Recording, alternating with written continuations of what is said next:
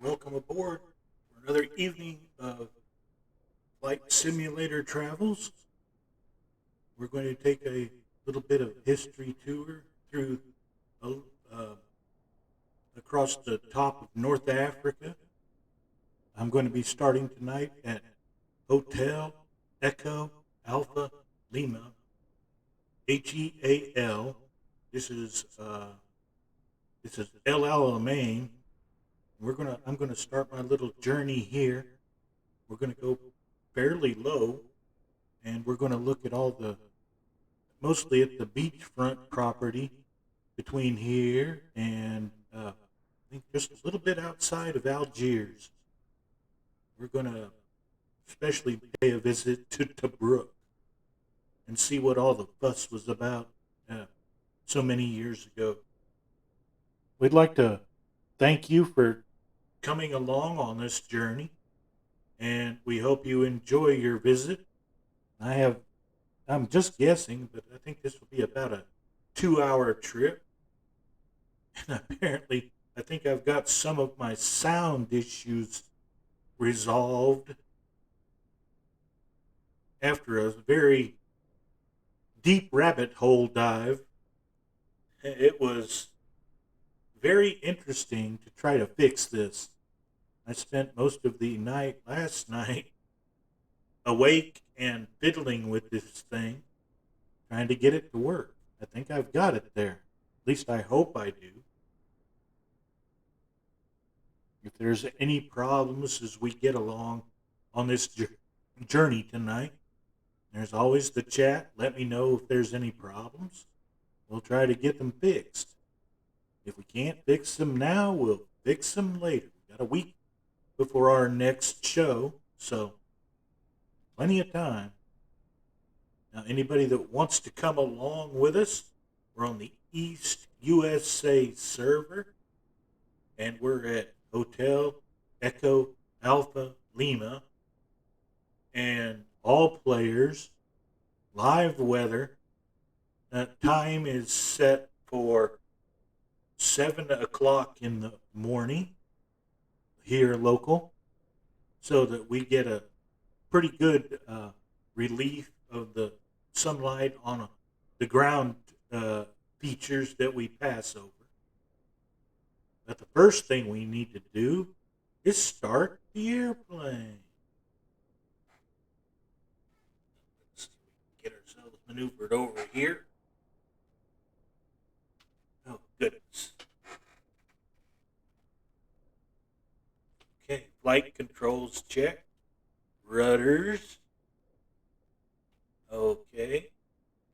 Elevators. Good. Ailerons. Left and right. Okay, that seems to be in good order. We don't have the ground crewmen. We're going to assume that they've already warmed the aircraft up and we're ready to get started. That means they've turned the prop, moved the oil around. So all we've got to do is get to the electricity panel. And I'm in the wrong view. There we go. I want to go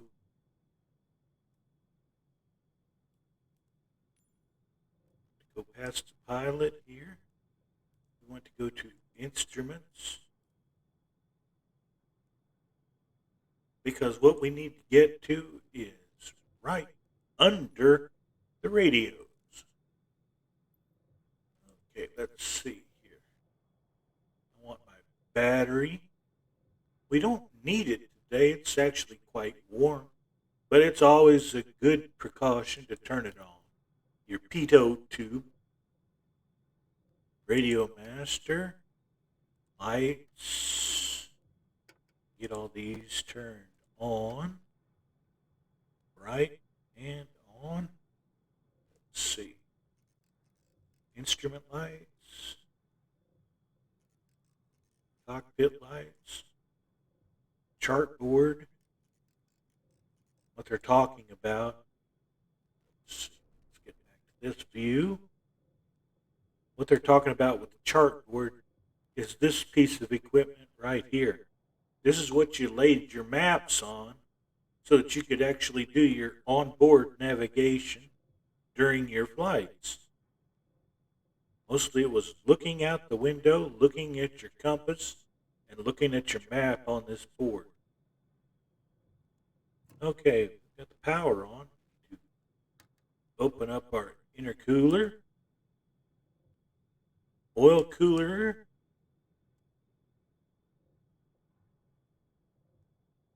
and cowl flaps. Tail wheel lock is loose. Fuel. I'm going to turn it onto the belly tank. Okay. Let's see. So we can get this thing started. Okay, primer open. Hold that for about a 5 count.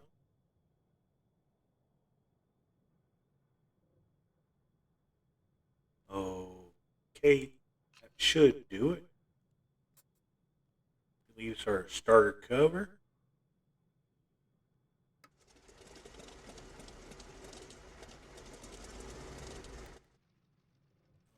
Yes. Won't start without the magnetos. Let's get those on. Hit the primer again.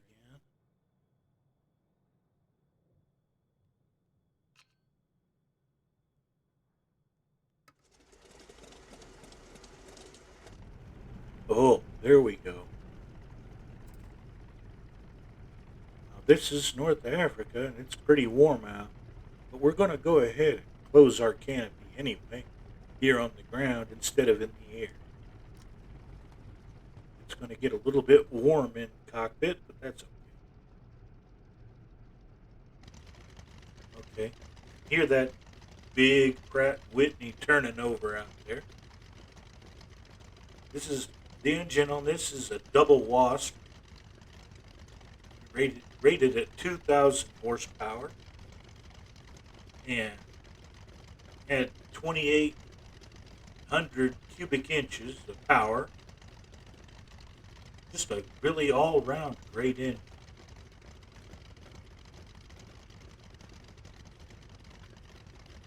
Let's max it a little bit. Tail wheel's loose.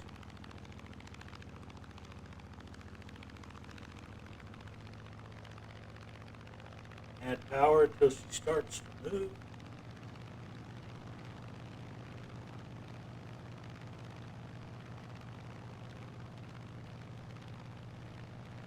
Whoa! There we go. That brake was set. There's a way to mess something up. I'll find it.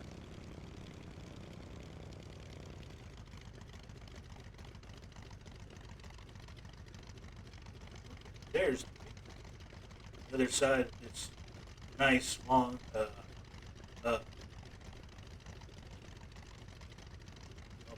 total brain blank. Considering I fly it so much.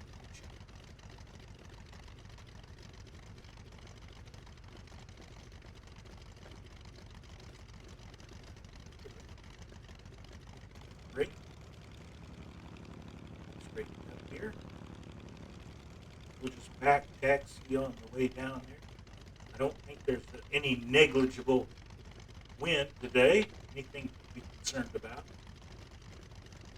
So you can see us a windsock. Don't see one close. It's all the way down there. Just have to taxi down to see. Be ashamed to taxi that way and find out that the thing is not going to work. How about we check a METAR? Check the weather. Thank you, TTM. Okay. Ship H E A L Accept.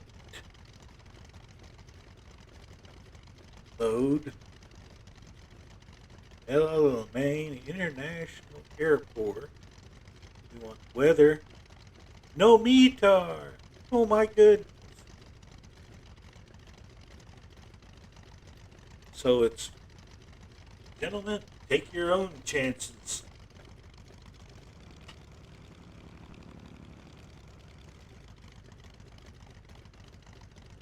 It's going to taxi down to this end of the runway. We'll go from here.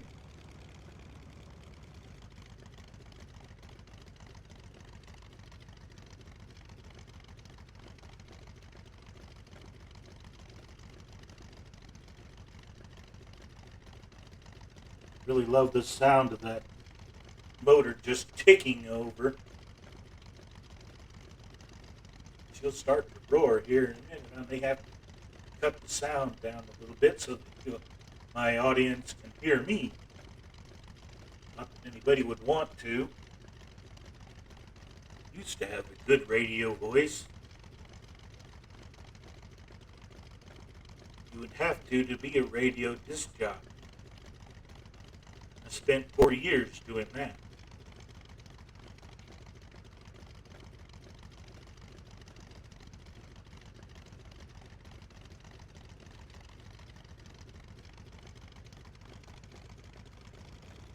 Feel free to join us if you wish to come along. We are at Hotel Echo Alpha Lima, El Alamein International in Egypt. There's always room to come along. We're going to be flying up the coast towards Tobruk, and then past Tobruk for a little while, and then we're going to hopefully go into Algiers for a little bit. We'll go there to land. I'm glad I've got the full fuel tank.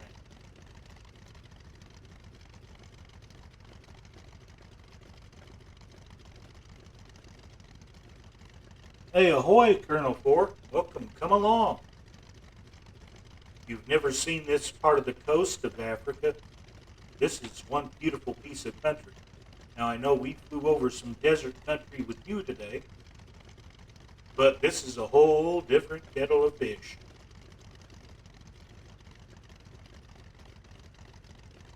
Now, that figures windsock's pointing the wrong way, but it's so limp, we're not going to worry about it.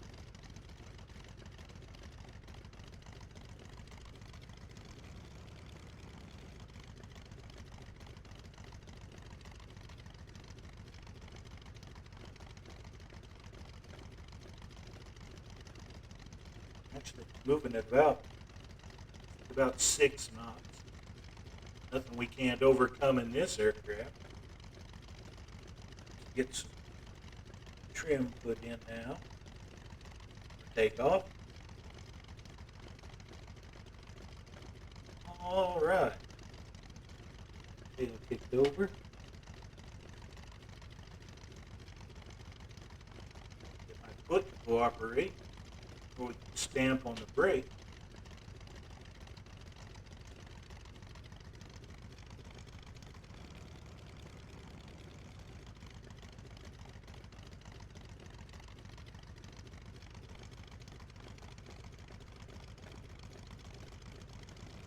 Even when she's set for easy ground handling, it's not that easy. Tail straightened out. Change CDI. While we're there, lock our tail wheel. We're just about ready to go here. Come to a complete stop.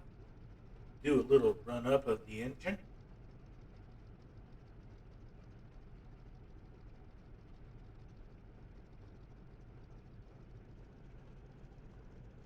Bring her up to about 1200 RPM. There we go. Let's check our mags.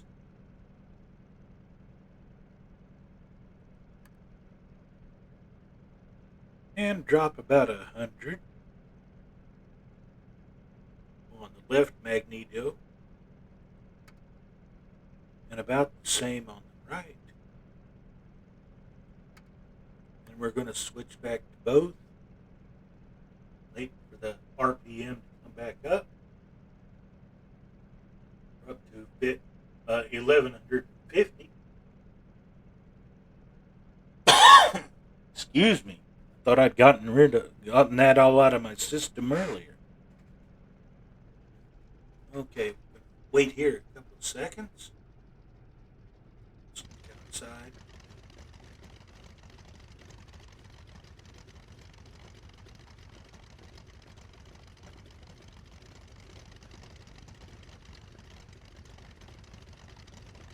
Okay.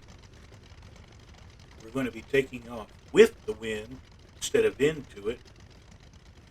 Technically, that's a pilot no-no, but we're going to do it anyway.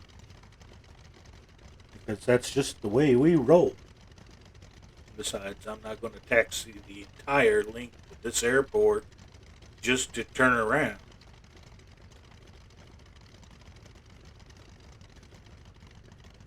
Okay. Power coming in.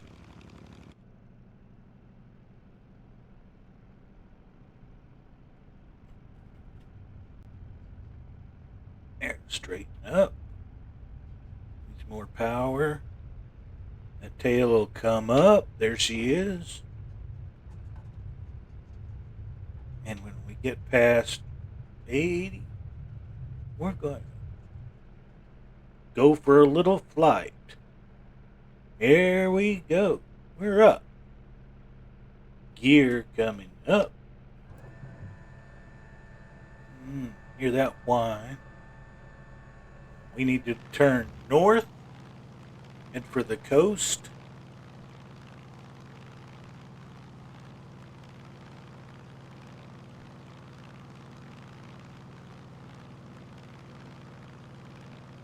I'm going to get a friend of mine to see if he can build me a double shelf for my desk side table so that I can put my streaming or my chat PC, it's a laptop, up on top so I can type on that instead of it being halfway across the room. Now there's Viper Strike. He's always good for a good adventure.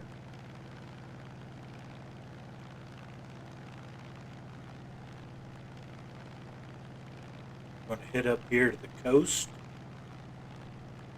We're not very high off the ground.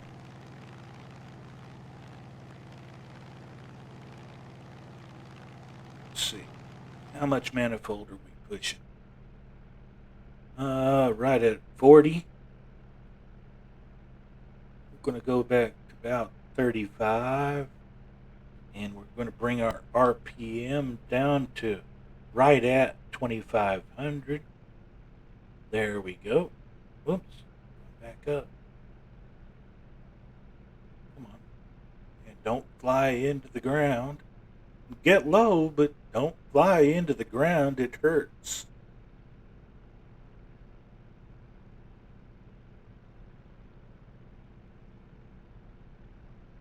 We're doing about 200 knots over the ground.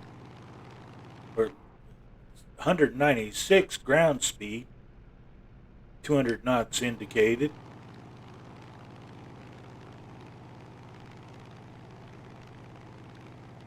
Want to stay out of these power lines.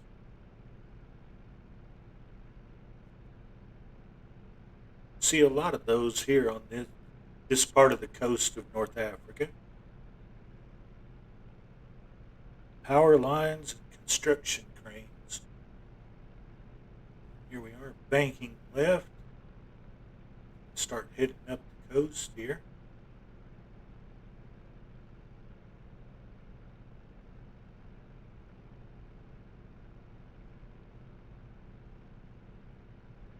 Normally I'd put this thing on autopilot, but I think I'm just going to hand fly her up the coast.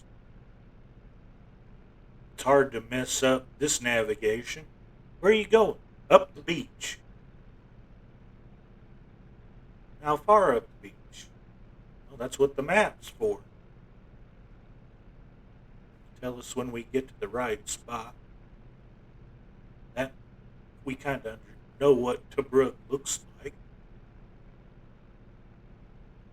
I just hope everybody can actually hear me talk.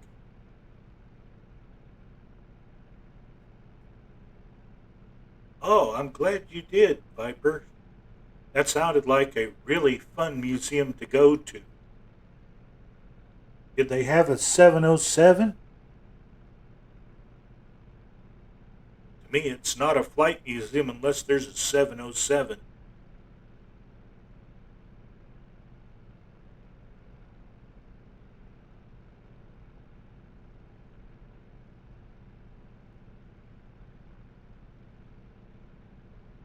One of my favorite paint jobs for my Beach 18 is Delta.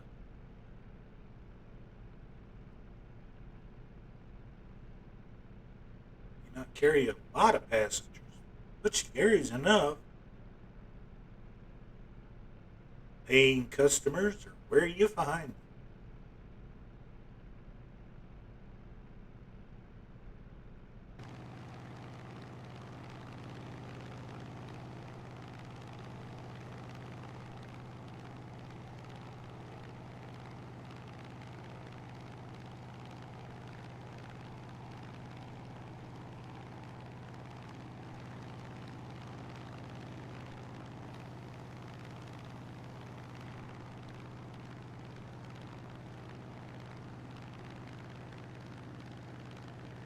I could have probably made this trip without the belly tank today, but why take a chance? It's a pretty good run.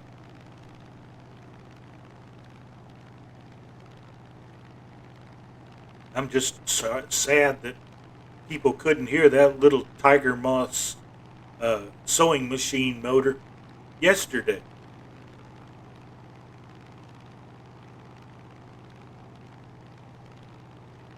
I can't believe that it took so long to get the bugs out of this thing. Now it seems to be working pretty stable. Just not sure because I'm not actually monitoring the broadcast, the final broadcast. It's just what's going out. Now here we've got some construction work going on. Don't hit those. They can hurt your whole day. A lot of beach construction work here.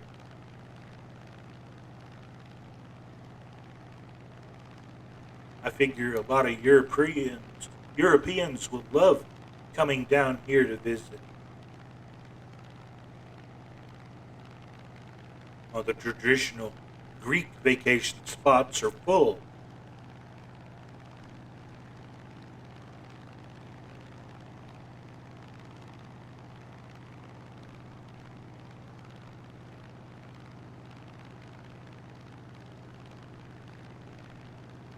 Well, I'm glad to see they had a DC-3. Wouldn't have been a museum without a DC-3. Cannot wait to actually start flying one of those in here. That's going to be so much fun.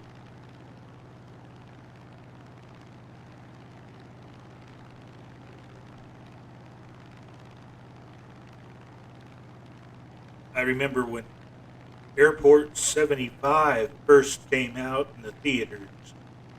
Everybody was astounded by how big the 747 really was, which is why the stunts in that movie were so spectacular to see at the time. Now we take that kind of thing for granted, but actually having a hole in the cockpit and putting a different pilot inside was a new stunt at the time. Worked out pretty well.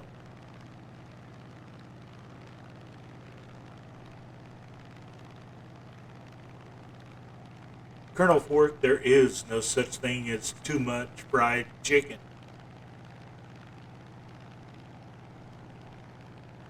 Now, I've indulged very rarely on a couple of pieces of fried chicken since my stroke, and I didn't realize until I was eating it how much I had missed a good Kentucky Fried Chicken. Not so much Walmart chicken, but KFC. Oh yeah, I miss that.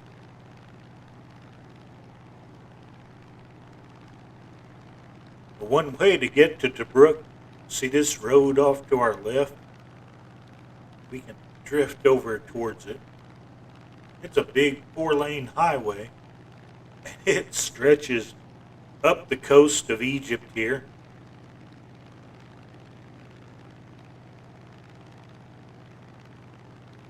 Up the coast of Egypt, into Libya.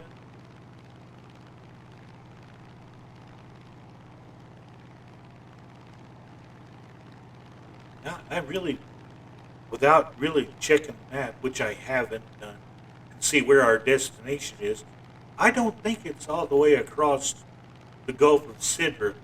I think it's on the northern coast of Libya. We don't get as far as Benghazi, but it's up there closer to it.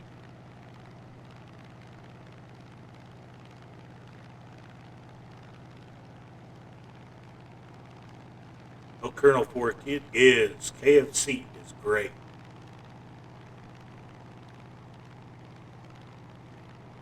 It's messy, but it's great. At least original is messy. Extra crispy, not as messy, but crumbly. Get a lot of crumbs all over your clothes and whatever seat you're sitting in.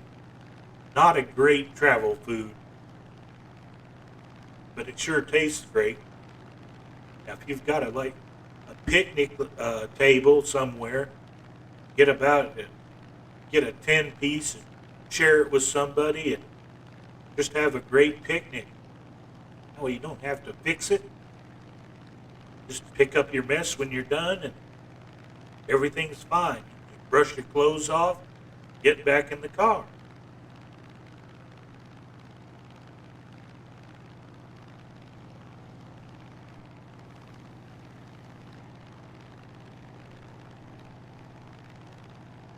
As you can see, most of us are most of us who fly regularly, especially our European friends, we're all passed out. Just weirdos like me that are up late into the midnight that are out here flying around across North Africa. It's kind of deserted here.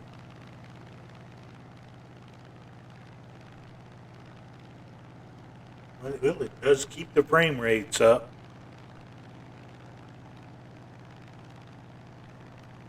Look at all those cranes.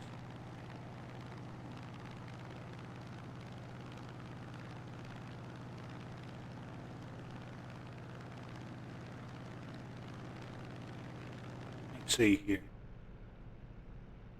She'll hold herself steady at this low altitude. See if we can get her to climb a little bit. Not too much. Don't want her to dive. Ain't no room for mess ups. I gotta check my map, see how far up the coast I am. Okay, the closest airport is Hotel Echo Mike Mike. So if you want to spawn in there, I'll be coming up to it in about 10 or 15 minutes.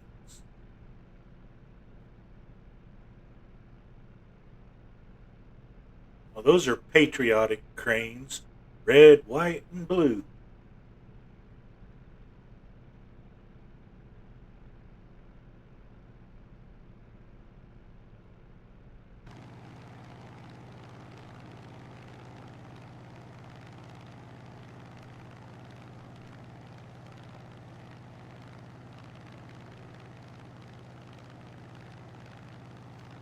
Just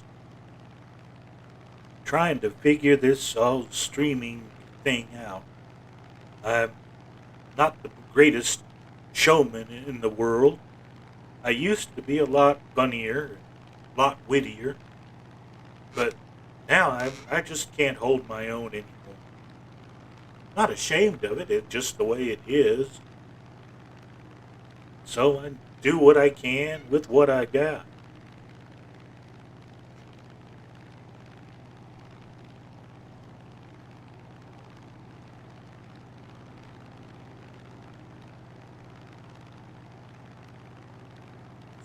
Fools, even in Africa.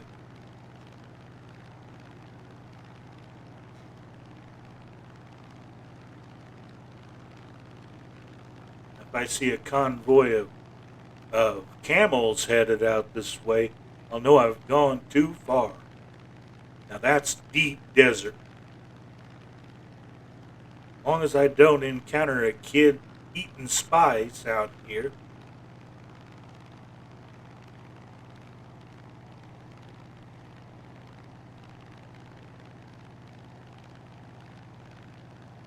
I've got quite a few liveries for the P-38, Colonel Ford. I've got Glacier Girl and a couple of the others. Mostly after Glacier Girl, I didn't see much point of downloading very many.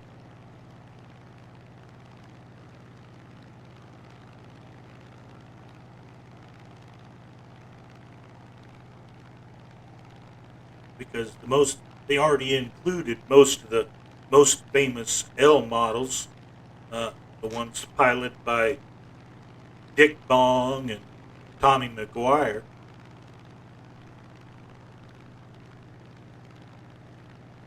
And Tommy McGuire wrote that before he was killed in action, he wrote the uh, definitive P-38 tactics manual.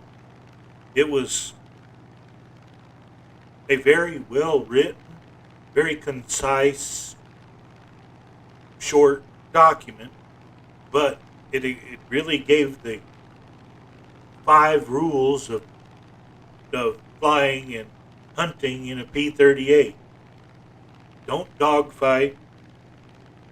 Keep your airspeed above 150 knots. And don't get below 500 feet and try to turn. And then when he in his final fight, he had violated every one of his own rules. That's how he got.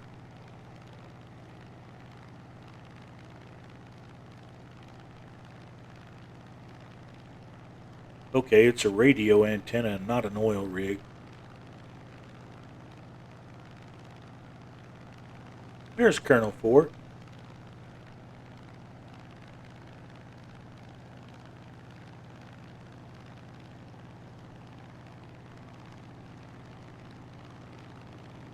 Try not to spend too much time over the water.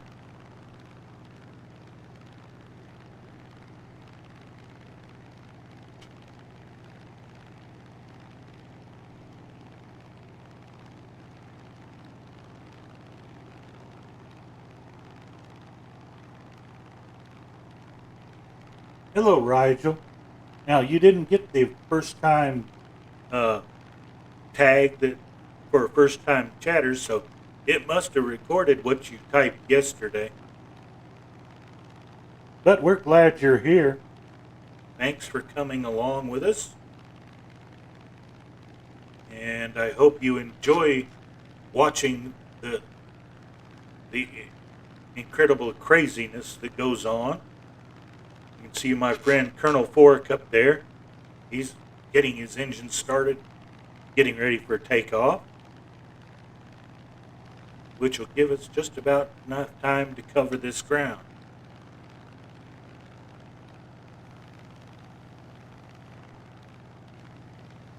Check the air constantly to see if there's anybody close. Another way we can do that is go inside here.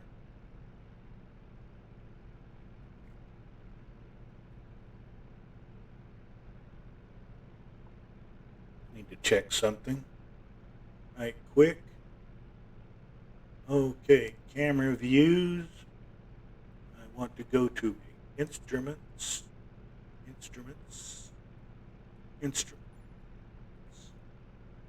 and come down to 6 again. And we are charging. Okay, good. That means our generator is on. Love the Hellcat. She trims up beautifully. Just wants to fly straight and level. Keep your feet just a little bit on the right rudder, and she'll stay straight and level with you.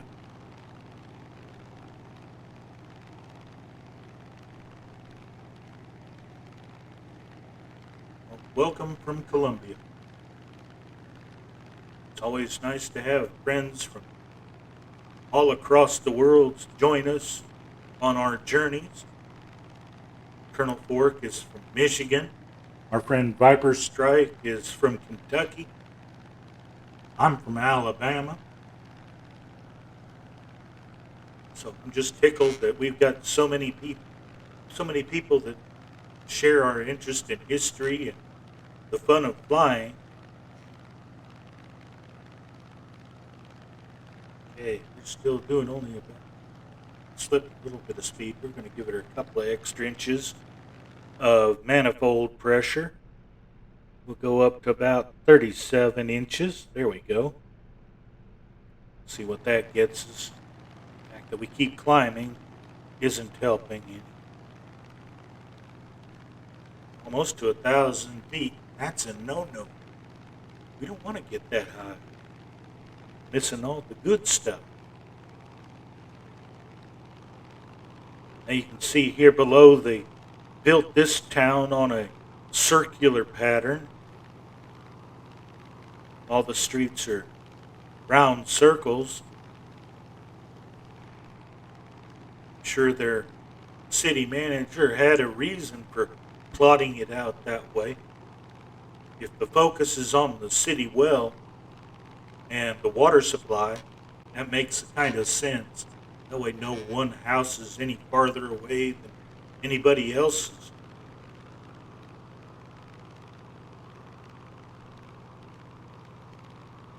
Generally the focus is in most places is the town well and the church. Those two items are at the center of most cities or most towns. Here's our infamous satellite imagery.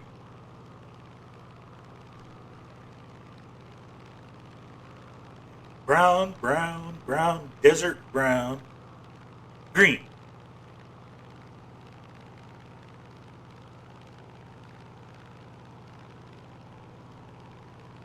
Which usually indicates that there's some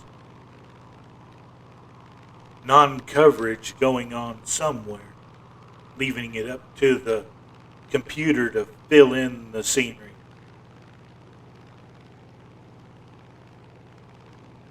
You'll notice we're in our Royal Navy Hellcat tonight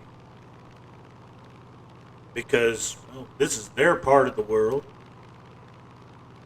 and we're in the South Pacific. It's going to be an American aircraft, but here we're representing the local brand, our heroes from the United Kingdom. Okay, Colonel Fork is up to 1,600 feet.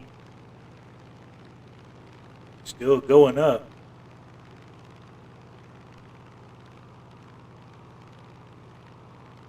We're down here at 700, but we're all having a good time. The secret is to make sure you're having fun. This road gets awful close to the beach. Be a good spot to park the car and walk along the coast here. I'm sure they've probably got a place to park along this road somewhere. If you can't get there from here, you can stop at this next little village, pull off the highway, and find a hotel or something to stay at the beach.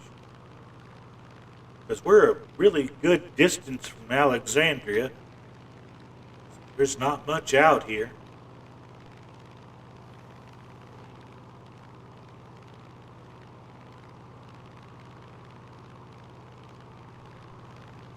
Let's see Colonel Fork's aircraft. Here he goes, P-38. Lightning indeed.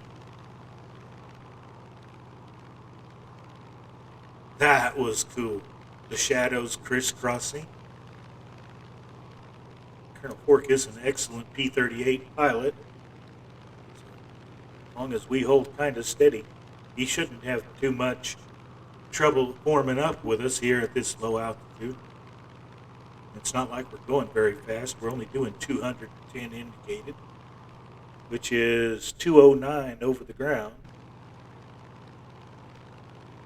We're not going to perform a speed check.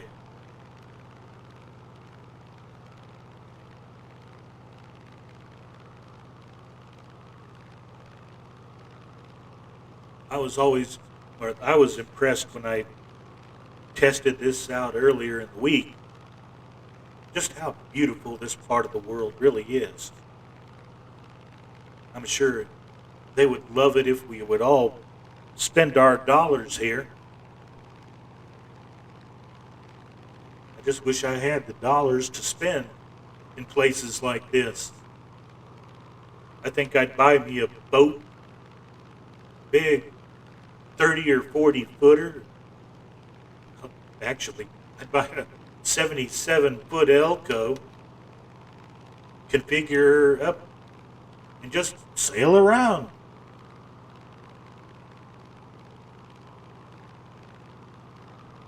Wouldn't have to burn so much powder. Colonel Fork's doing a great job.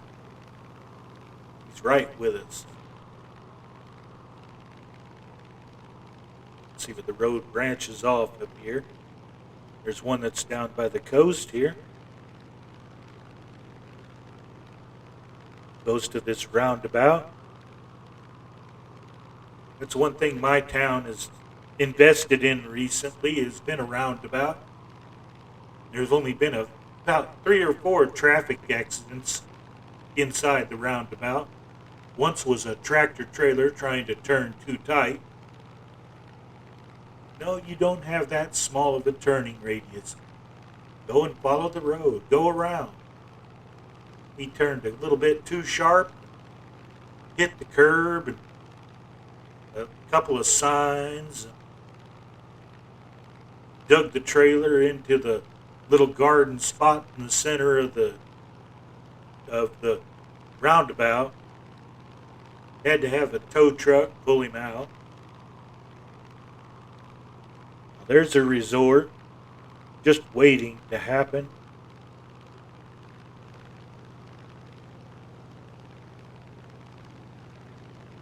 I think it already has happened. They're just adding on to it.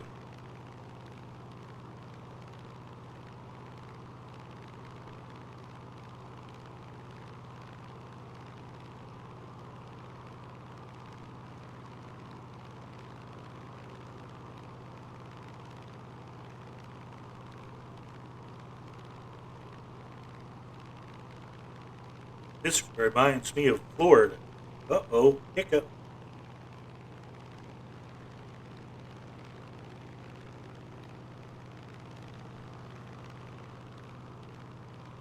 Those always make me nervous. We're victims of too many crashes to desktop. Which I gotta admit, since the last sim update, we haven't had as many. And our scenery seems and aircraft seem to be a lot more compatible. It's not turning up its nose at whatever we dump into it. That's a wonderful thing. I don't understand why Colonel Fork had a blue screen of death this afternoon. That was scary. There's no telling what caused that.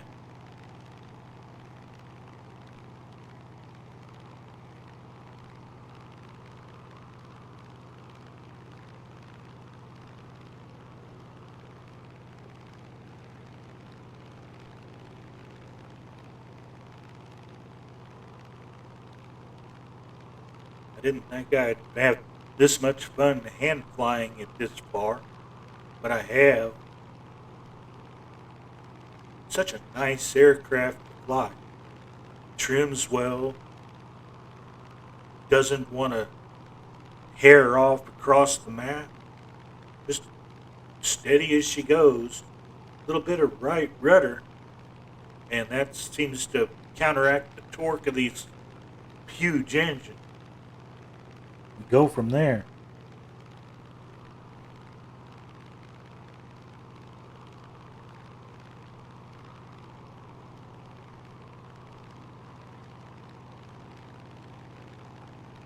My engine noise isn't too loud, is it?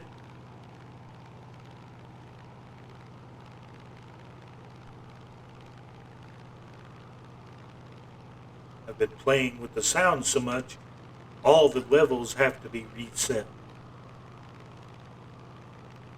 Oh, good. That's good to know. Thank you. I appreciate that. It took a long while for me to get used to having the microphone this close to talk to. Now, when I was a college kid, we'd keep the microphone at least 2 feet away from us, like we were a newscaster or something, and set the gain up. But here we don't have to. We can get it as close as we want. It's got a wind cover. You can see what I'm using there in my screen. This is us for better or worse. Now that's tight. That's wonderful. Thank you, Colonel Fork. That's amazing.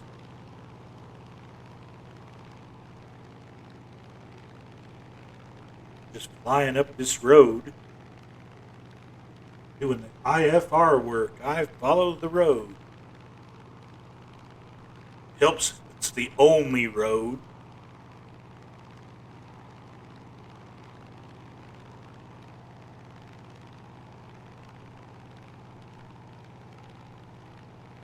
Take the feet off the rudder pedals for just a second.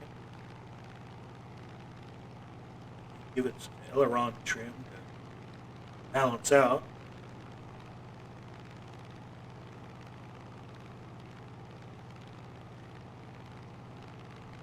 There we go. That seems to be working there. Gained a couple of 100 feet here. Not the best.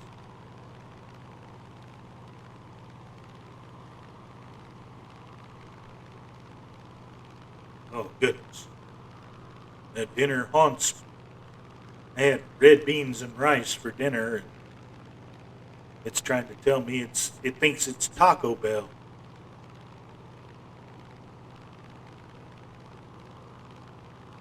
Luckily, it's just the burps at the moment. It's not the other end, for which I am eternally grateful.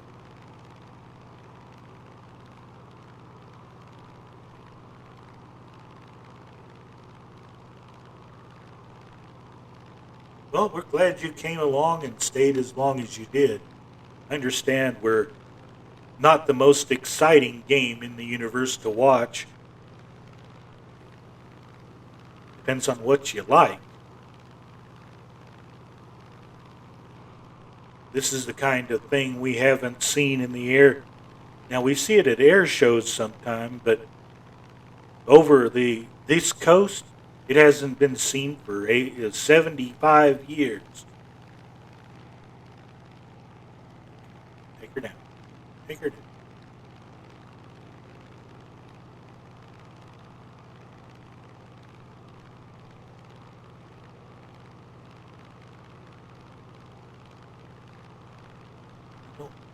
We're a carrier aircraft and part of the Royal Navy, but we don't want to get our feet wet.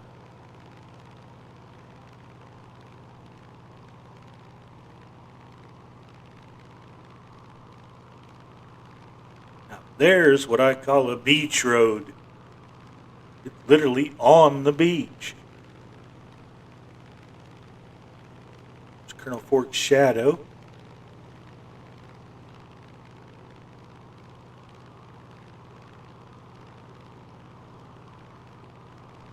What's nice about having a great pilot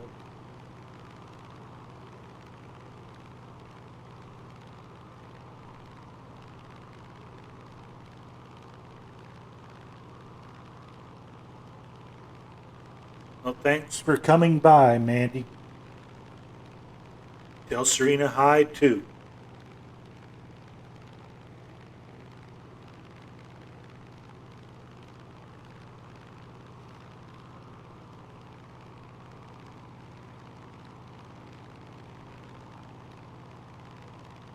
Let's check our map a little right quick. Seeing Colonel Fork's shadow right behind ours. Okay, we're coming up to BRN VOR. So we're getting there. This one takes a little while, even at 200. I'm just grateful I'm not in my flying apple box, my PBY. That would take a while. I couldn't believe how long it took to cross the Atlantic in that bird. Luckily, the fuel was not an issue. That thing has got a lot of gas.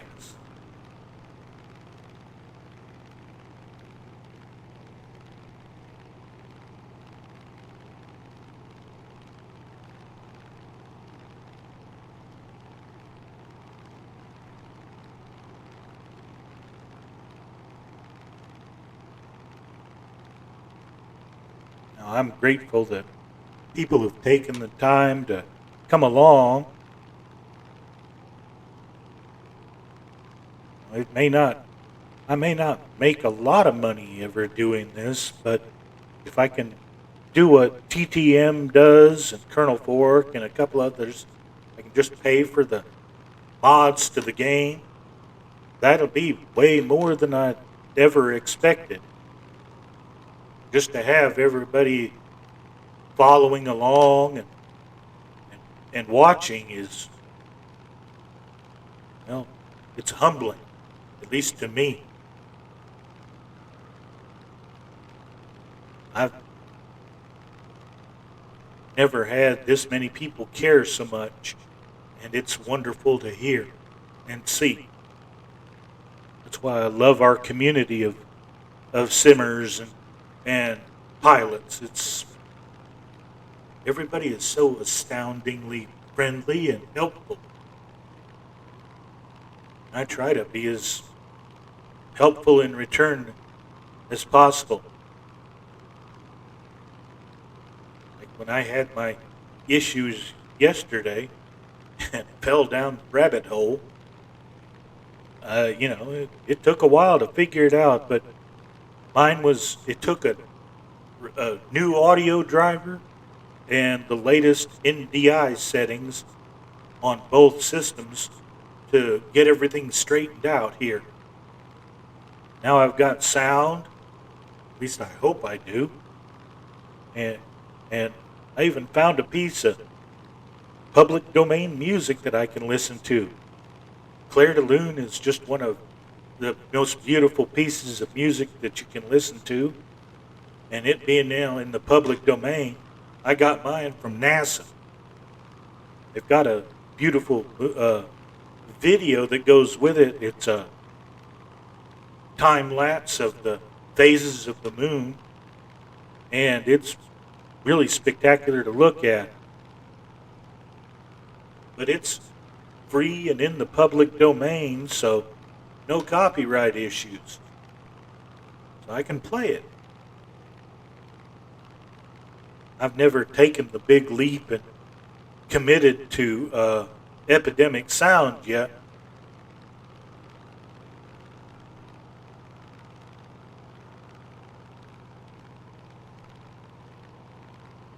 I do like the music they have. I've heard it on Allison Stream and And on Murphy's stream, Murphy always does a really nice musical choice selection. And Allison's is just so chill and wonderfully peaceful to fly to.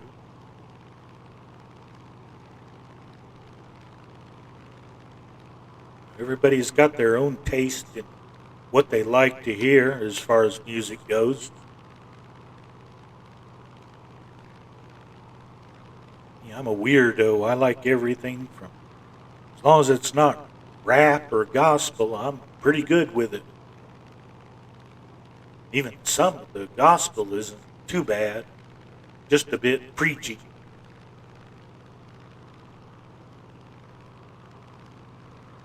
But most of the music I listen to is really off the wall stuff. Not many people have heard of filk, which is science fiction folk music. Somebody will take a popular tune or popular song and rewrite the words, put it down to music, and poof, a new song.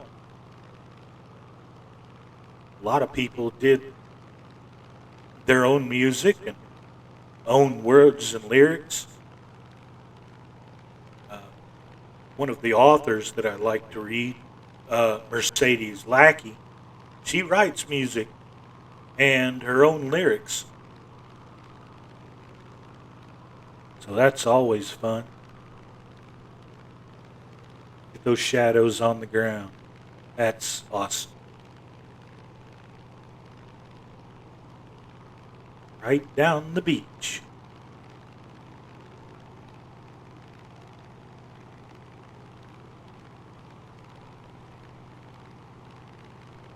No squadron with us today except for Colonel Fork, who's right there. I don't think there's much we couldn't probably handle, as long as it was in our speed range. Between the Hellcats and the Lightning, I think we've got it covered.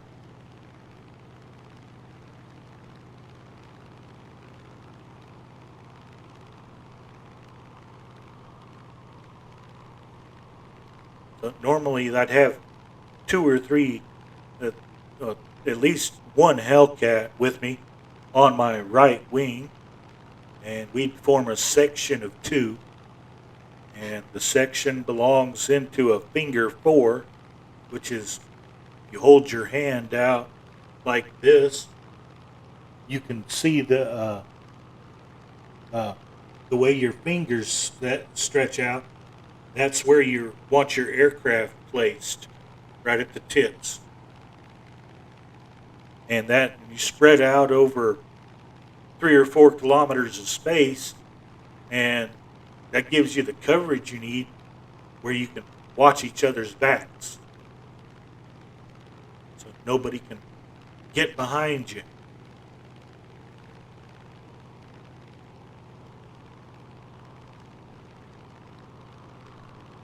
At least the weather's really nice. Look at that. That's just so amazing.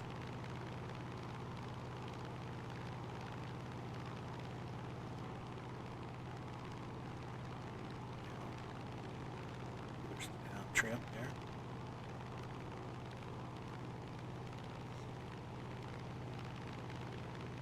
Colonel Fork is an absolute ace over there.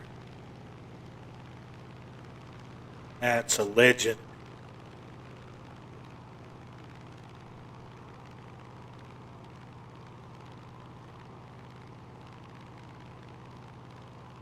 Now, 80 years ago, this is where Montgomery, General Montgomery and Field Marshal Rommel chased each other back and forth over these many miles of empty desert for months on end. The end of it was back where we took off at El Alamein, but the a lot of the main action was up here where we're going at Tobruk. the Germans wanted it as a base to bring material from Italy into Africa. The Allies wanted to deny them and make sure that they couldn't bring in material. So Tobruk was very important for both sides. And it's a very big natural harbor, too.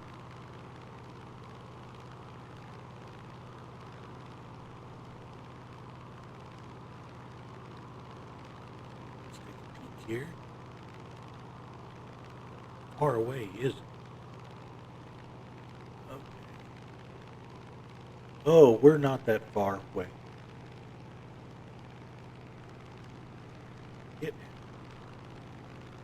Watching our altimeter climb. Keep her around 500 or 600 feet. We're chewing up the miles here at 200 knots. Do want to check my gas here. Let's see. Add up. It's easier to push the button than to scroll up. Check our tank. Well, we're getting close to it. 39 gallons left. We're going to run it right down until we're almost empty. And then we'll drop the tank and continue on our internals. We'll go a little faster after we drop the tank. As you can see, it says right there in the manual, external drop tank drag will decrease max speed by about 30 miles per hour. It also reminds you that selecting any loadout will also top up your oxygen supply, so that if you get above 12,000 feet, you'll have something to breathe.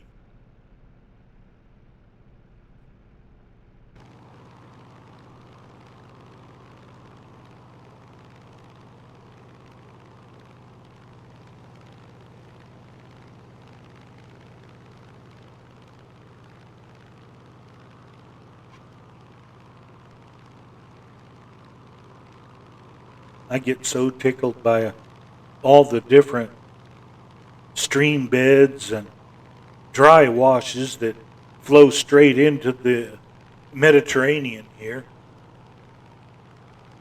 They only get full of water when it rains, and it doesn't rain very much here. Right on the verge of the northern Sahara. So that's a little bit dry here. This is what here in the south of the United States we call a dry county and a dry state, which means you cross the straight line and bootleg it back home, which is where NASCAR comes from.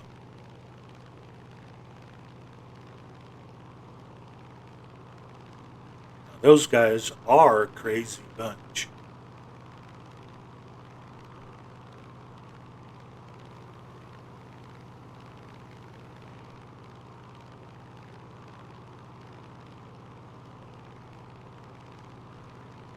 You can see we've got two of Flying Iron's fine products here, the Hellcat and the P-38. Flying Iron has produced both of these aircraft, and they've done a stellar job with both of them. We've kept them up to date, made them fun and not as difficult to fly as some, and a lot easier than most.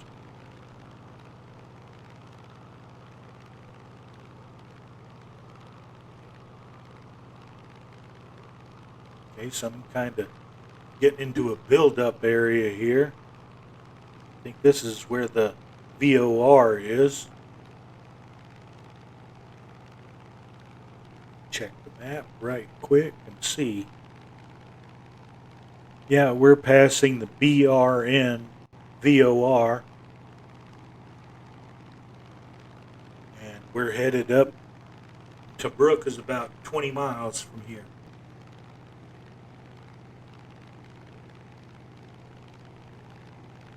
Coast does a couple of weird bends, but we're going to get there.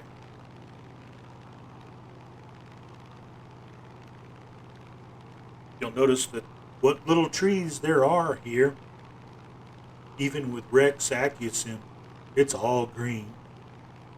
We're close to the equator here, so there's really not much fall.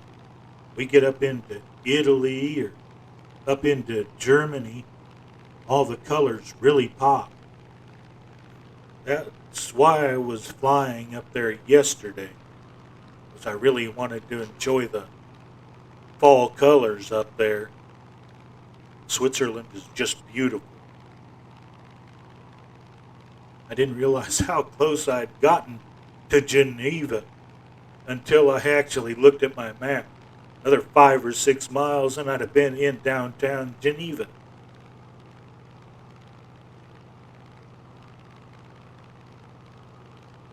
I just had fun with all the little grass runways. Places glider crazy. They love their thermals. Who needs an engine? You just need something to tow you up. Once you're airborne, it's all fun. I prefer to have a motor.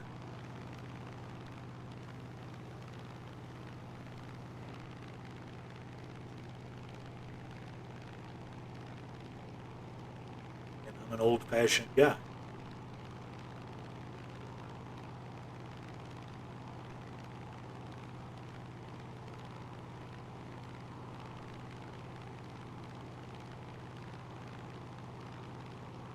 This is one of the few aircraft I've never seen at an air show. I've seen T-40s and even the T-6 Texans of the Cactus Air Force. They changed their name. But the Zeros that were used in the movie Tora, Tora, Tora, they doctored them up to look like Zeros. They were just T-6 Texans with a fancy prop and spinner on them and a different canopy. But for a long time, I think up until the early 2000s, there were no flying Zeros left in the world. Somebody finally restored one and put one into flying condition. It's a very popular item on the air show circuit. It's something not going to get to see very much of. There's only one. There for years, Fifi was the only one of her kind.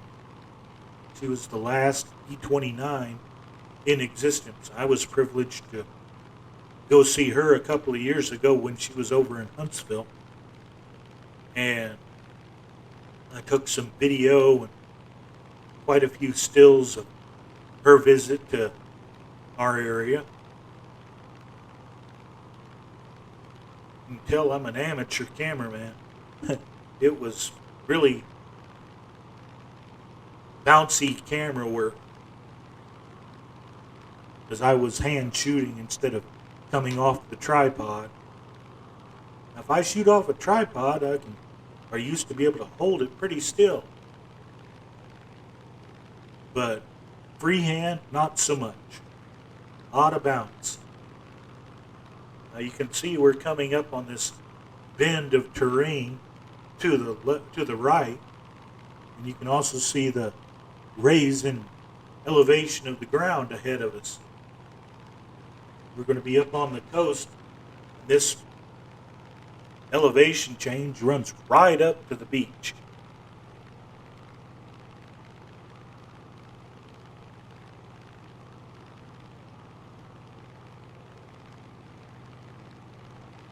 This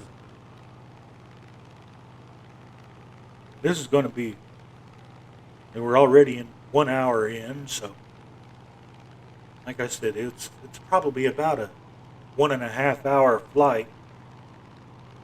Colonel Fork real close on our wing there. There he is, looking great. Oh, he's flying Glacier Girl. At least it looks like Glacier Girl on mine. Gorgeous. The real Glacier Girl is a miracle of flying history. Back in 1943, uh, they had to abandon her on an ice field in Greenland because of a breakdown. And then in I think it was 1990 or somewhere in there, they found where she was at. She's buried under the ice. They dug her out, fixed her up. Now she flies on the air show circuit, which is just a miracle of flying.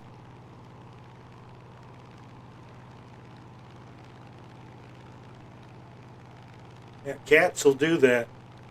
Fabio's cat, at least, is a little well trained minx. She just gets on his chair, sits behind him.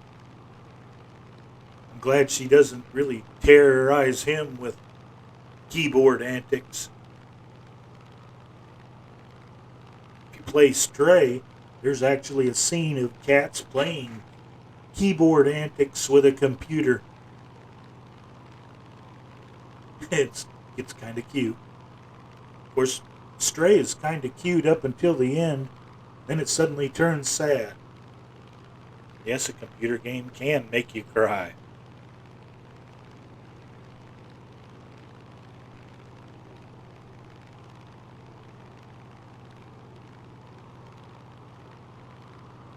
I'm going to take my mug out of this shot for just a second or two. Do this.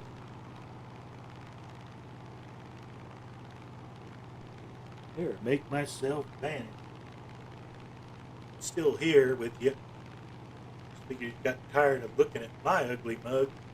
Look at the airplane instead. It's far pretty. Look at that B-38.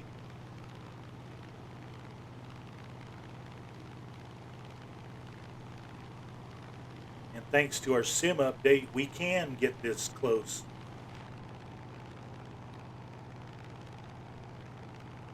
For a while, we couldn't get this close. Somebody would vanish, and that was kind of distracting. Now we can fly formations really tight together.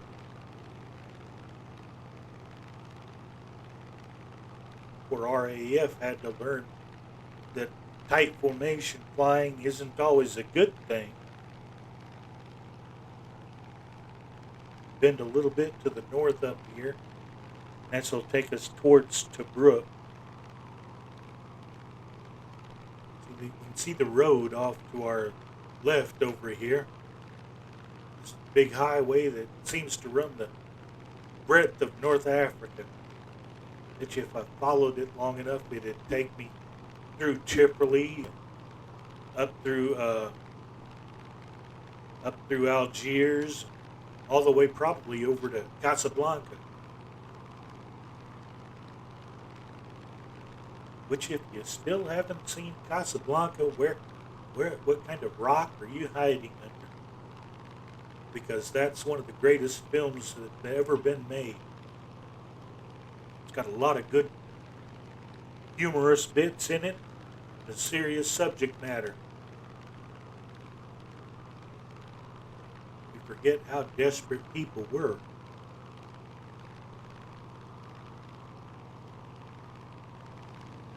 Right now, our friends in the Ukraine are just as desperate.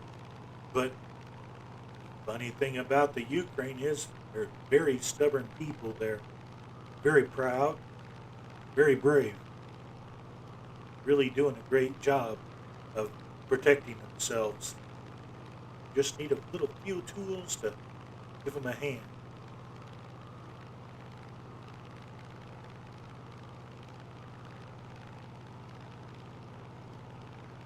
Yeah, I took my camera off.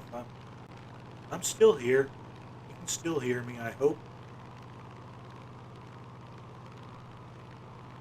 actually adjusting my chair.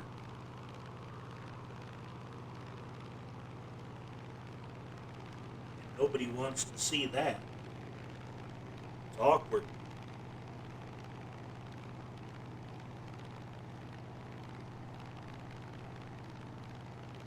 And there we put the camera back.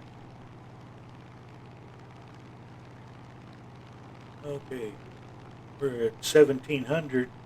Get down a little bit. Got a little high. Because these wadis are really wonderful to look at, especially from down low with a good shadow hitting. And they roll the clock back a little bit to see what this looks like. Give us some good shadows. Let's see. Okay, it's 8:13. We're going to roll that back an hour to 7:13. Go. Okay, that seems to have helped a little bit. Look at the shadows.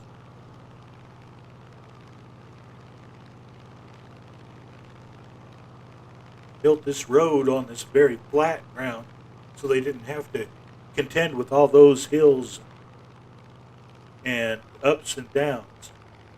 Okay, there she goes.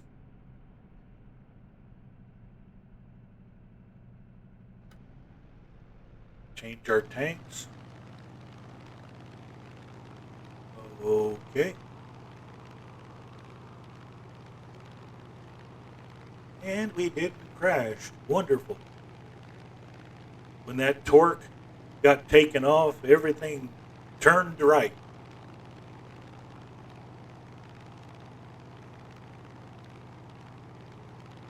I'm going to pollute the water here.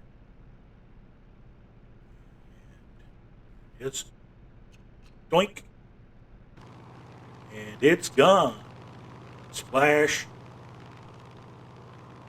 Road climbs up the hill.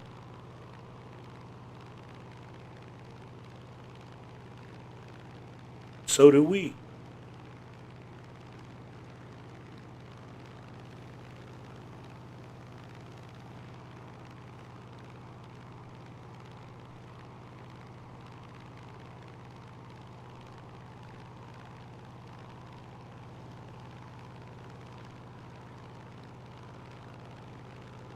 Now, I'd love to see this part of the world get some of the MSFS attention like France and Italy have got. You can imagine how detailed this will be, or this would be, if they did that. I'm pretty sure the terrain mesh is as detailed as they can make it here, but it can be a lot sharper.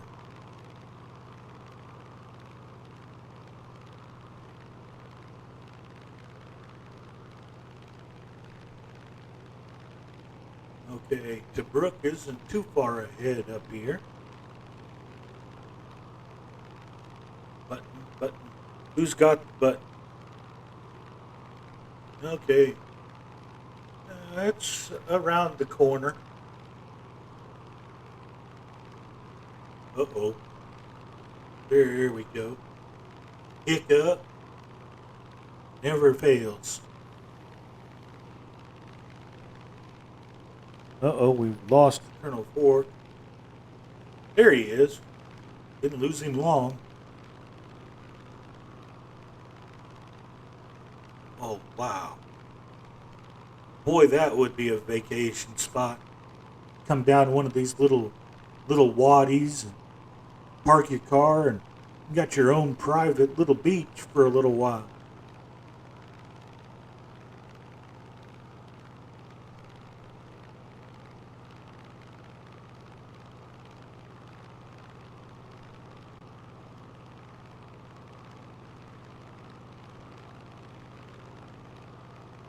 And the more we get crowded on this planet, a little privacy is really hard to find. We take it for granted just how much space we actually have in our respective countries. We think about how close our neighbor is until you're like up at home where I grew up. My nearest neighbor was 6 kilometers away. I had to do the mental arithmetic in my head. They were 4 miles away. And when you're a teenager and want to see other teenagers, those 6 kilometers can feel like the moon. Let's put it this way. I didn't think it was possible to ride a bicycle on a dirt road, but I found out it can be done. Yes, even a 10-speed will bounce over the gravel roads.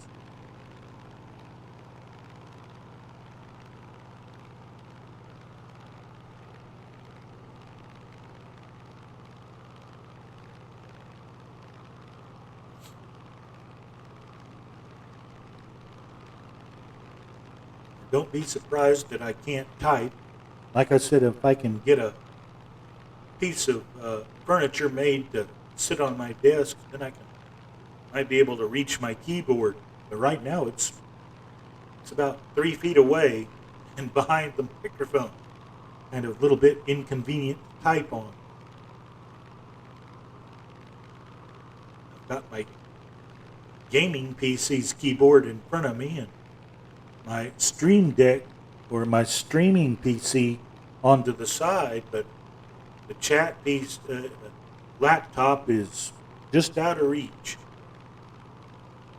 I can read it, but I can't reach it.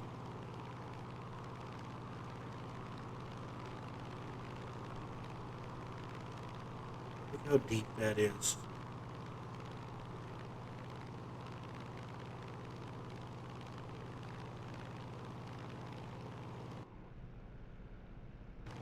Used about 10 gallons so far. Not bad. Okay, because we've got to turn left up here and go a little bit west before we get to Tobruk. But you can see how corrugated this terrain is here. I just think this is some of the most epic terrain we've got. It's pretty bland. There's no trees, no lakes. And then it goes and proves me wrong and gives me a lake. It's not a lake, it's a pond.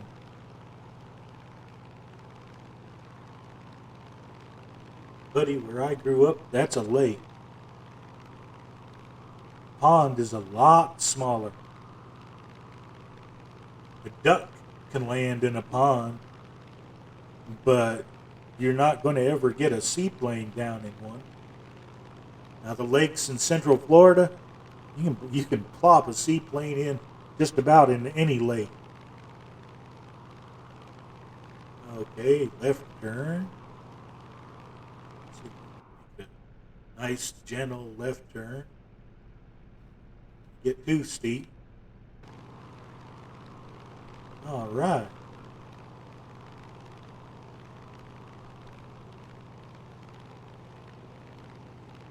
Out on approximately 300. I think that's where we'll come out.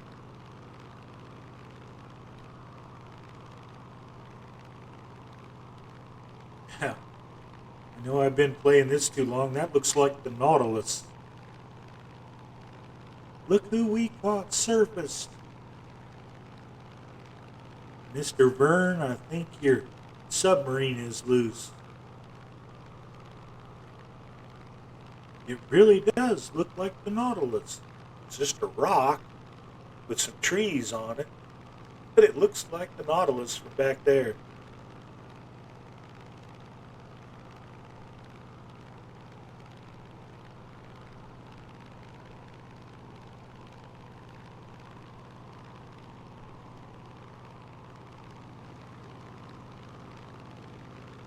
much rust-colored sand out here. It gets the red pigment from actual rust. A little bit of iron oxide.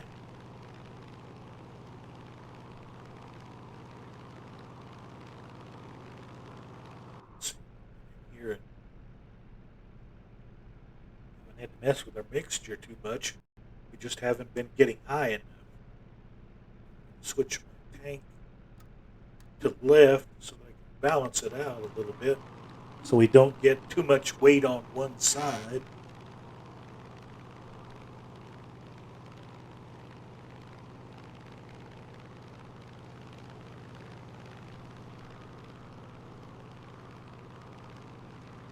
Normally I just let her go and let her drain herself out, but we're going to be a little bit more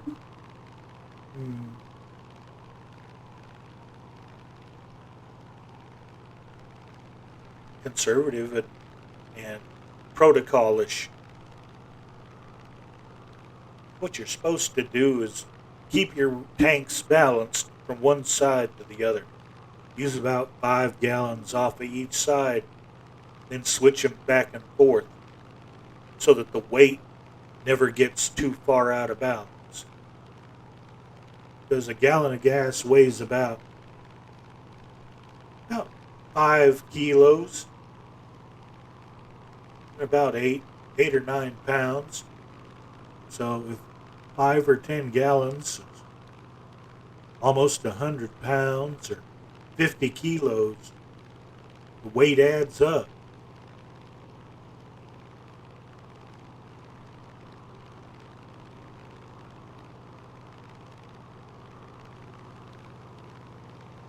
All those little washes as they jump into the countryside. Remarkable.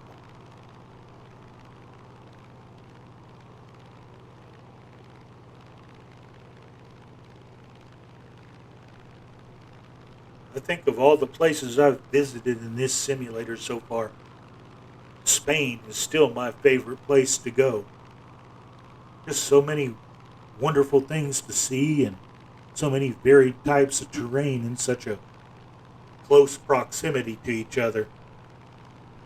Now in Italy you've got mountains and some flatlands, and in Switzerland it's just about all mountains, except in the far north it's a little bit flat there.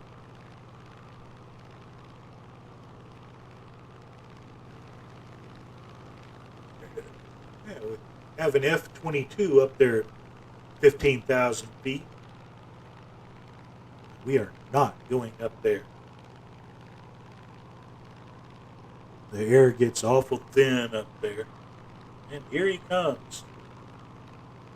But he's probably surprised to see 2 people flying together in North Africa.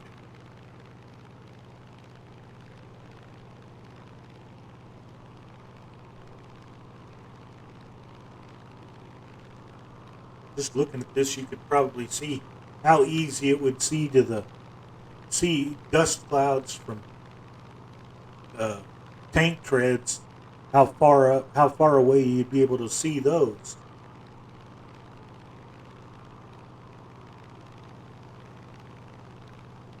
Okay, maybe he's got one of the F-22s.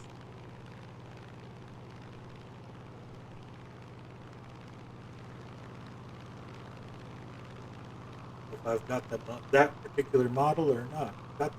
I've got the freeware one.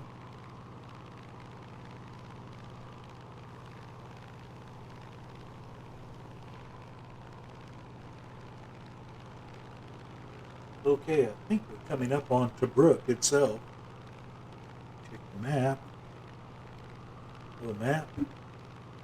Handy thing to have. Yeah, we're coming up on it. About 40 miles out. Get your tail down there.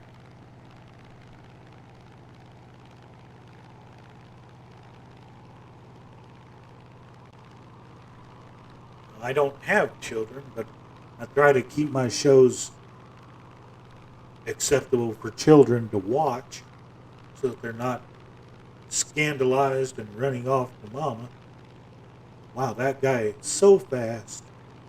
And I do have that model. At least I can see it, even if he got the payware, I'm seeing the freeware F-22. Now, for those that don't have it, DC Designs has released a package for their F-15s so that if you do not have their payware version, you can at least see the payware version, even if you don't have it, which is something we've been waiting for all along with the capabilities of this simulator. Barely speak English. It's our tongue tied. Here we are over the water again. Evil water. Get you wet. Witches don't like water.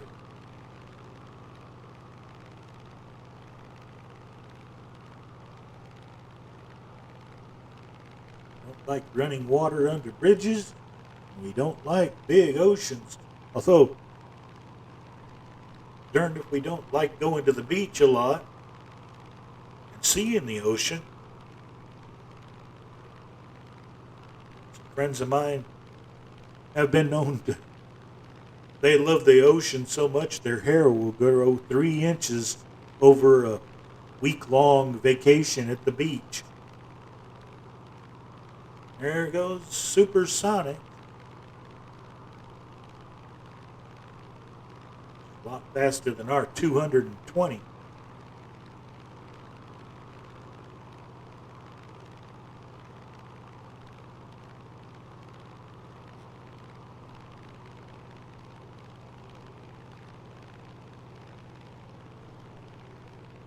Very.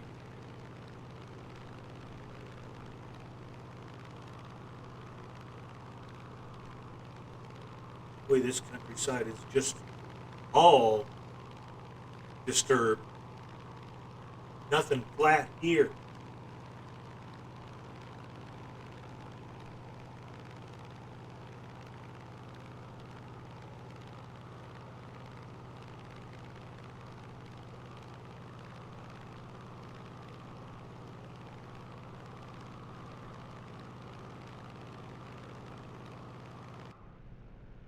Going to. Okay.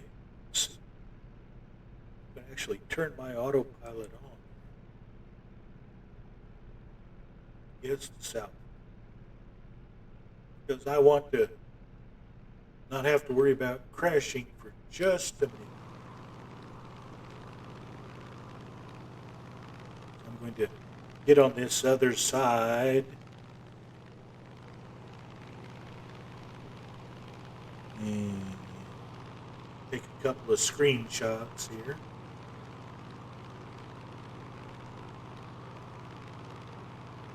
There we go. Take that screenshot. Heard the tone, so it did capture it. Zoom.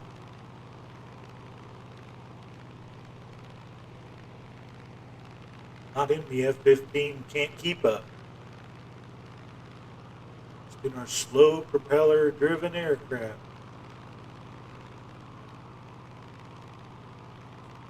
Hitting a little bit. Coming up on some good coastline up here.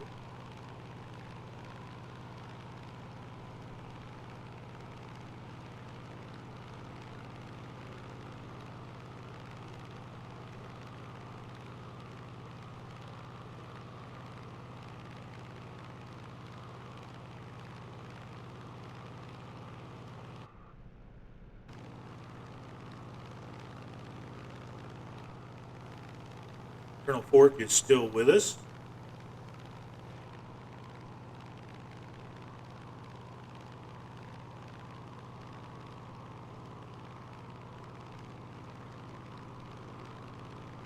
He went ballistic. He's all the way up to almost 40,000 feet already. That's what performance will get you. Big jet engines doing big jet things. We're just an old, slow prop airplane. We can't do that kind of thing. But we will get you there.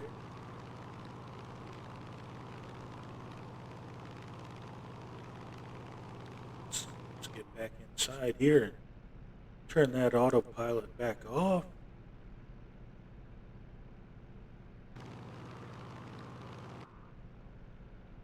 Get back to loadouts.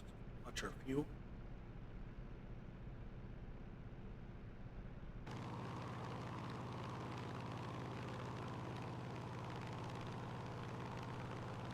Might be faster, but you can't get lower.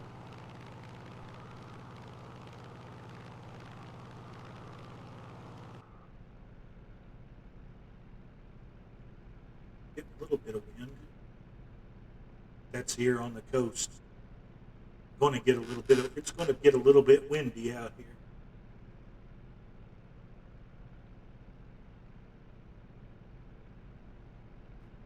Yeah, I understand perfectly, Colonel Fork. It's why I'm not typing in chat either.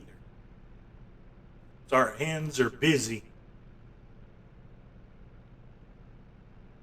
In autopilot, you've got the chance to type if you've got your keyboard handy, but hand flying, not so much.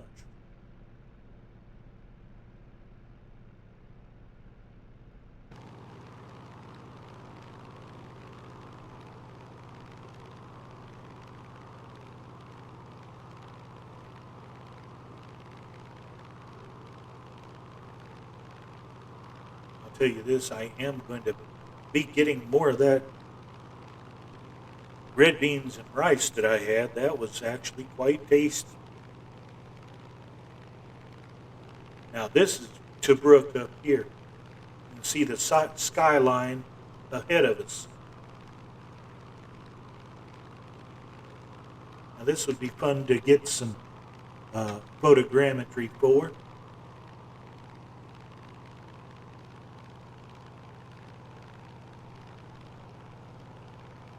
Still got villages all along the coast here.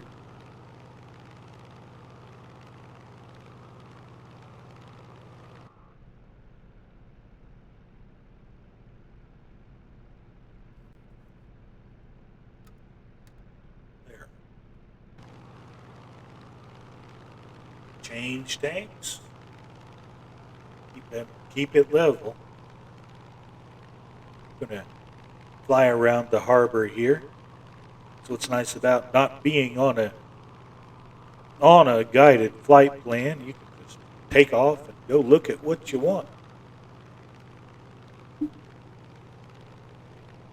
Our friend Murphy is very fond of that kind of flying. That's why we're fond of Murphy's kind of flying.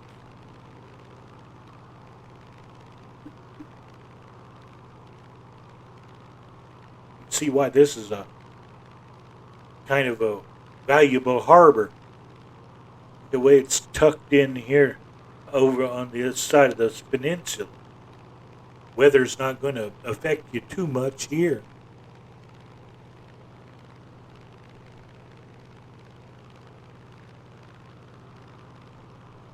Yeah, we're all waiting for that, Colonel Ford. We need some variations of our fighters. And well, I admit it's a G model, but that's still a 109 is still a epic performing aircraft. 35,000 being built. It can't be too wrong.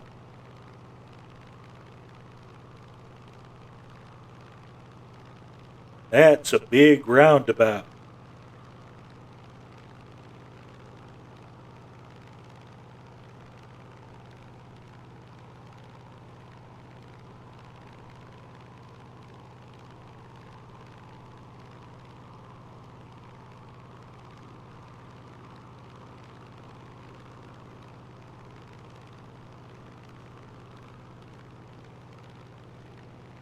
Oh, goodness. When one of your river banks and your washes cuts right through town.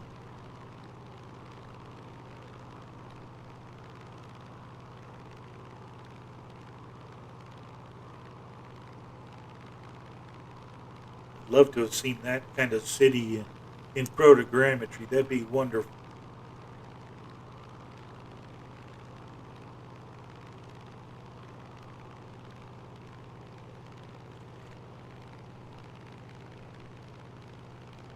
Actually, in a spot where my back needs to stretch a little bit.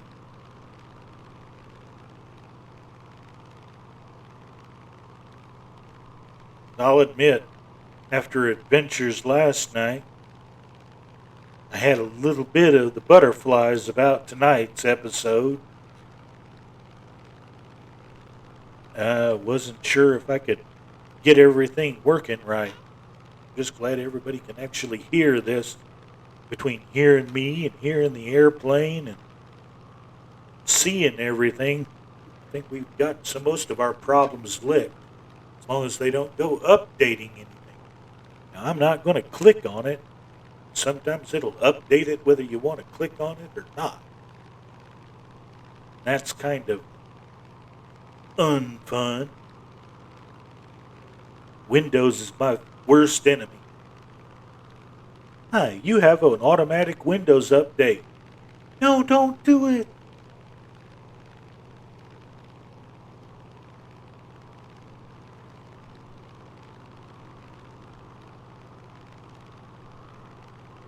One of my image software programs was truly borked by one of the last Windows updates. But I must be a minority because otherwise they would have probably fixed it by now.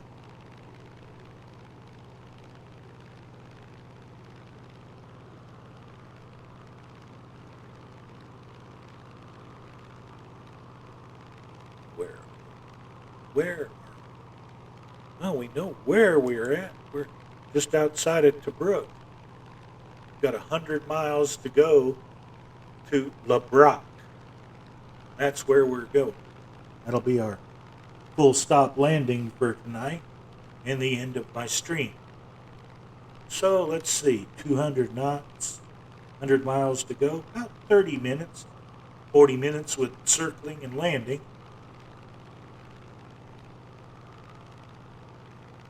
Which is about what we was kind of figuring. Almost 3 hours. When I put this flight plan together, I knew it was a goodly distance. I'm just glad I didn't bring the tiger moth tonight. We'd still be flying tomorrow. Hey man, it's a gas station. Let's stop and get gas.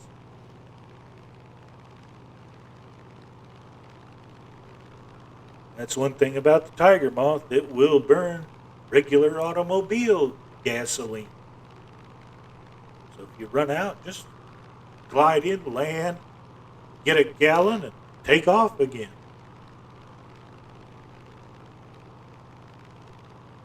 They knew all about multi-fuel engines.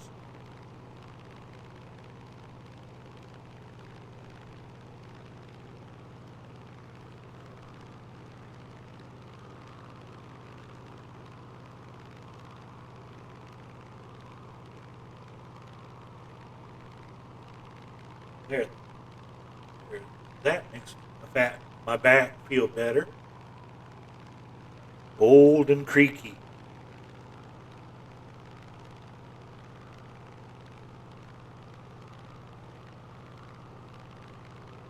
I'm just glad my back hasn't had a total fit yet. Of course, like I said, I can always turn the camera off, get up and stretch around a little bit.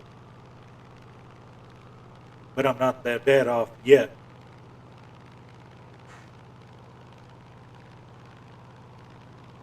Although I am getting fidgety, which tells me that I am getting a little bit of back stress. Which is weird because when I'm not transmitting or doing a show like this, I've been known to sit in this chair for hours flying, even even forgetting to take a bio break, let alone hydrate.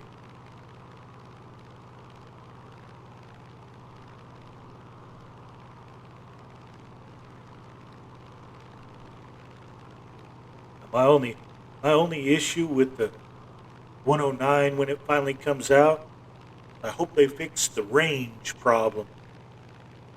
Those were notorious short-legged birds.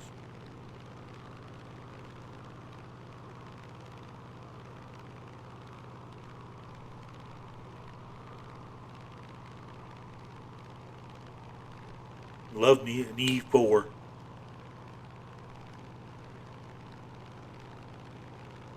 Adolph Galland and his yellow noses against Sailor Milan and his Kiwis crossing the channel. That was epic. I thought Robert Shaw did a really good job playing him in the movie, or at least his approximation, since they didn't lop off his legs, which the real Sailor Milan, he was flying with artificial legs. Did most of his qualifying for ace without legs. That's determination.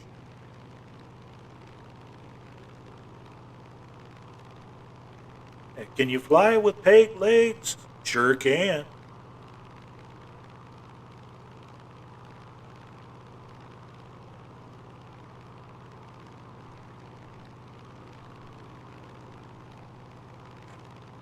I'm going to vanish for just a second. Take that stretch.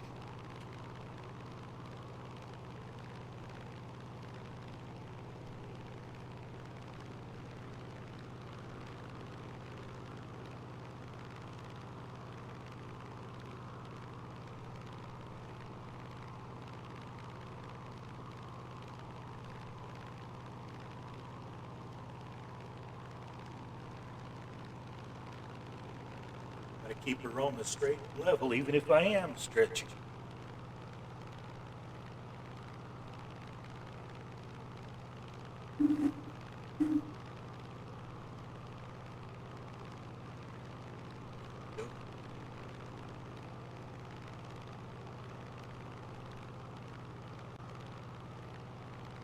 Your gluteus maximus needed a little bit of stretching, which is something I advise other pilots on this little adventure to do: is stretch a little bit, take it easy, and just make sure you're having fun.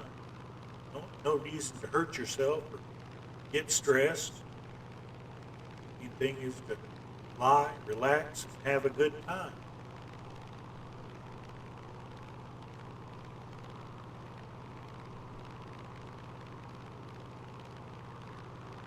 Trim, please.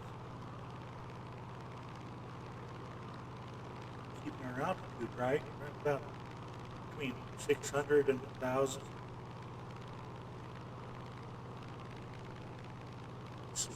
Move the camera back now. Here we go.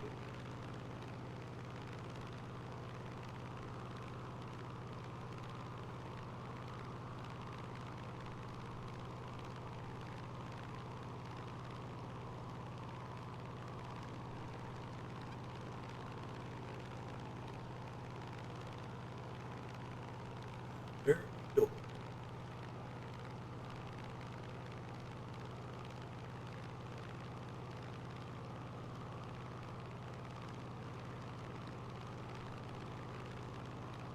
$75 miles out.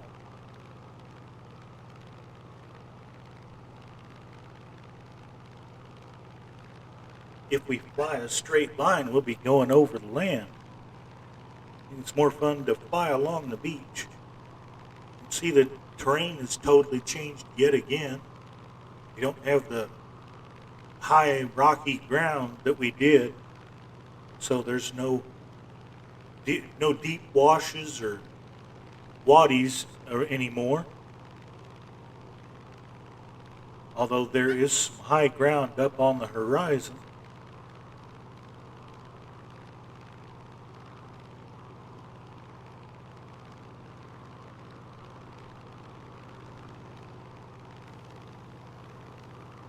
Colonel Fort still with us, which I'm happy to see.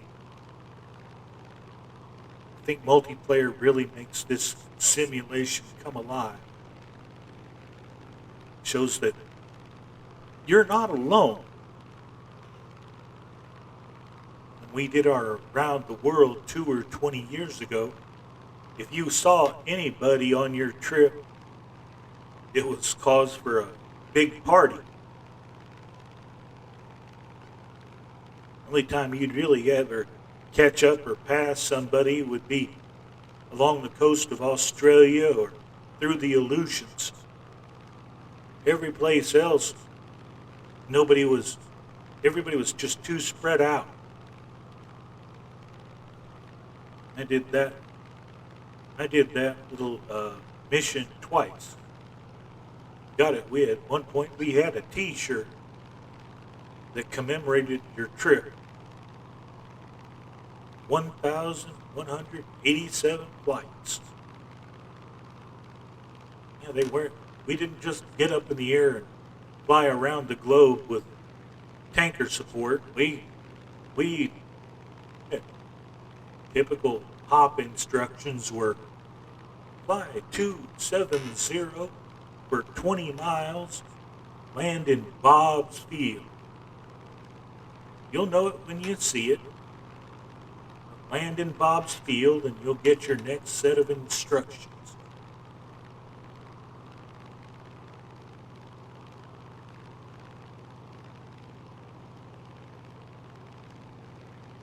That'll be nice, Colonel Fort. Drop tank will be appreciated. I love the one here on the Hellcat. What's nice is if you want it, once you've emptied it, you can get rid of it.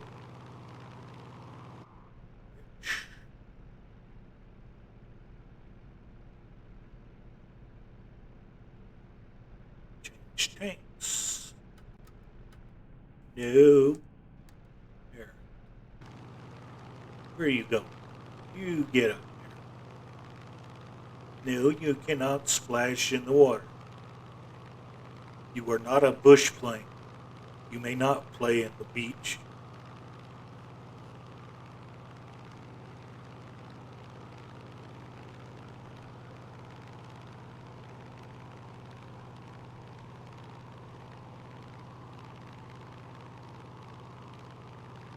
I can almost see this aircraft in the movie Planes. How comical this thing would look.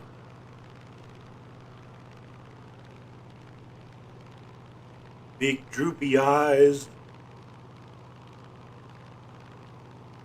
goofy mouth. The P-38, he'd have the big eyes, but I bet you'd be chewing on a cigar.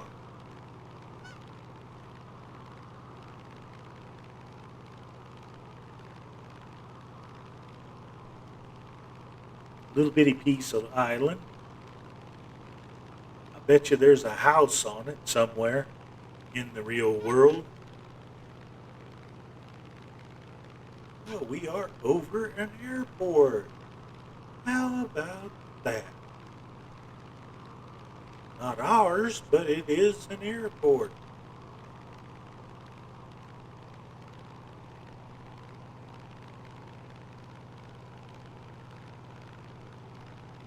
Now this is Hotel Lima 68.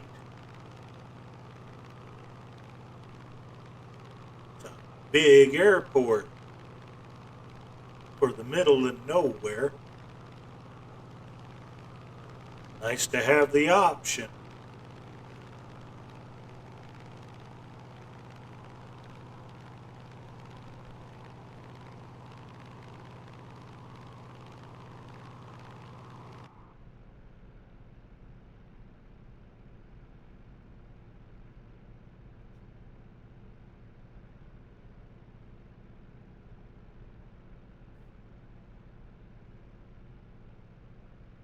I'm still, it may look a little choppy right now, but I'm still getting 30 frames a second and more than that most of the time.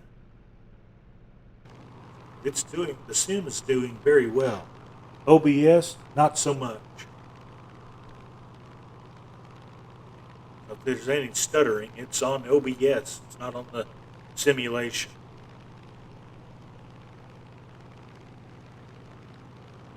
How pretty that ocean is. See the currents in it?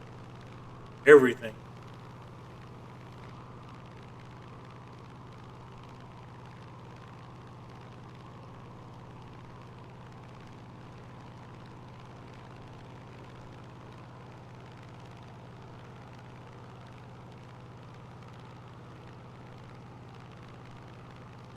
Follow the road. It always knows.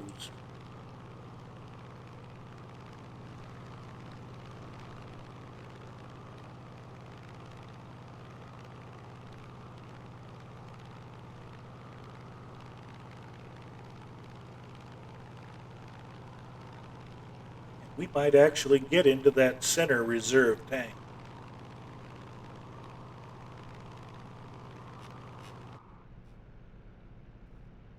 We've got 26 in our right tank, 45 here in the left, but we've got plenty in the center, so we're not running short.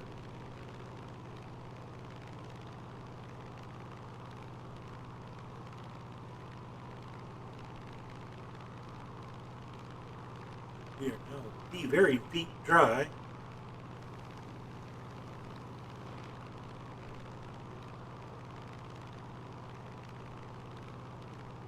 Kind of looking for our road.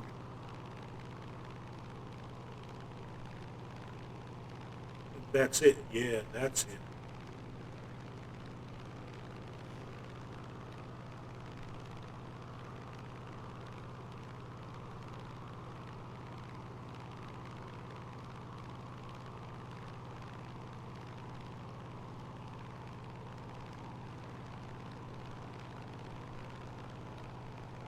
That is an epically straight road.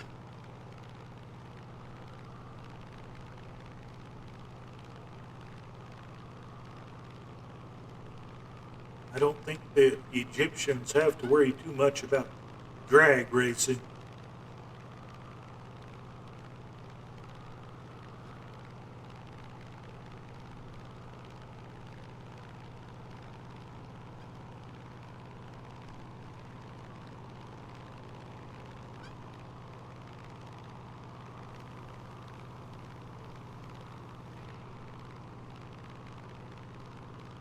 Follow the road. Stay with it.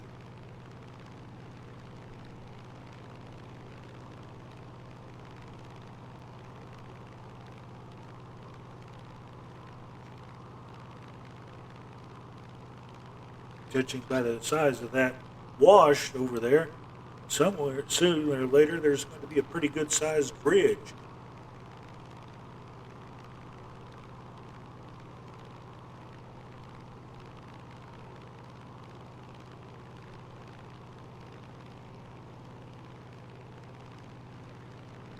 Where does it cross?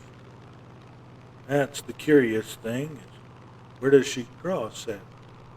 Okay, that's not even our road, but it's leading us to it.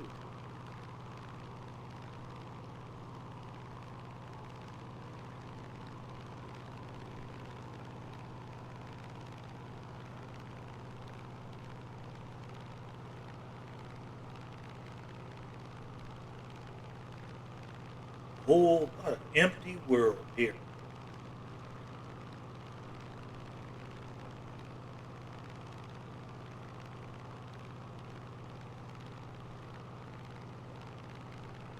Again, I'd like to thank Ants Aircraft for building such a wonderful Tiger Moth for us. That little thing is epic. Treat it right and it'll take you anywhere. Just real slow. Not get in a hurry. If you're in a hurry, take an F-16. You want to see some countryside? Take that tiger moth. It's a lot prettier to look at than an ultralight.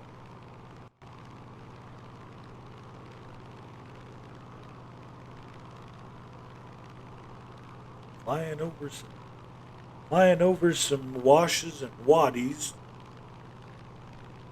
Eventually, we're going to find our road here. Go a little bit more south.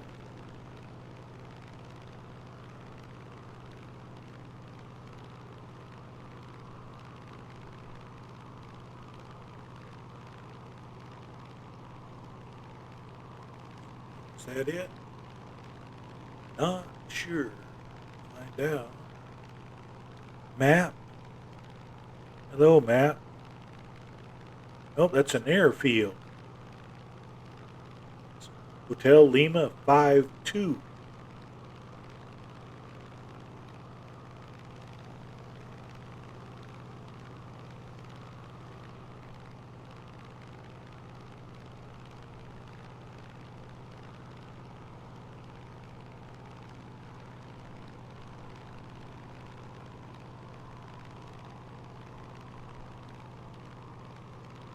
That's our road, but it is a big road. Follow it for a little bit. Check our map. See if it shows us if it's our road or not. Yes, that's our road. Goodness gracious.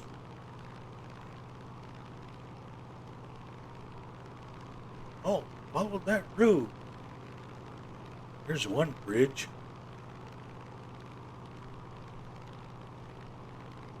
This road will take us back up to the coast and then along to where we're going.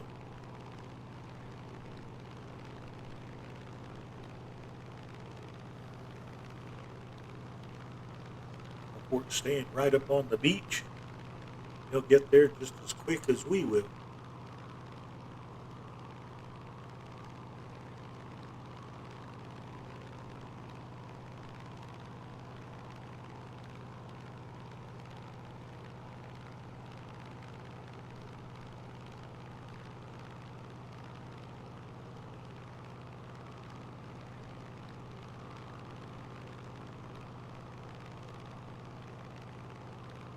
This is the way to tour these roads, this kind of low-level flying. Actually get to see all the surroundings for these little roads.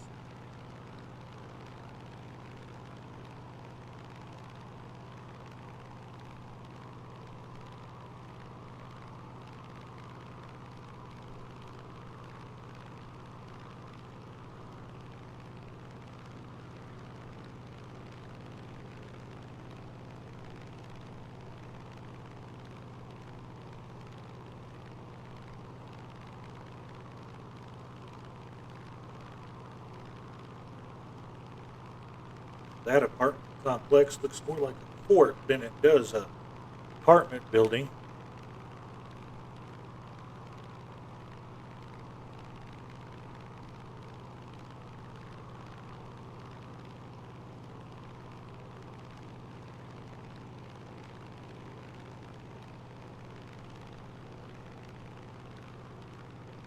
Thank you, simulator. That's a nice modern looking building.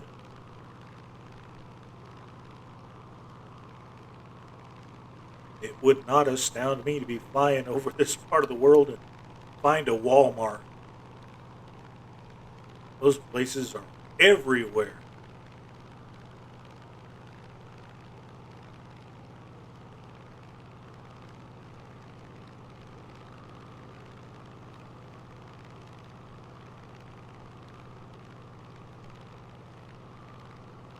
Now, is our road going to go back down to the beach?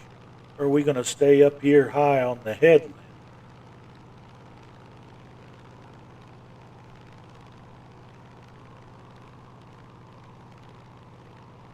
Looks like we're headed for the beach.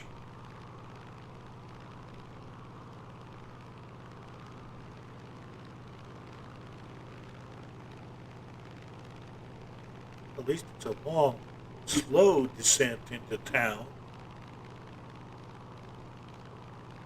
Pretty good sized little town.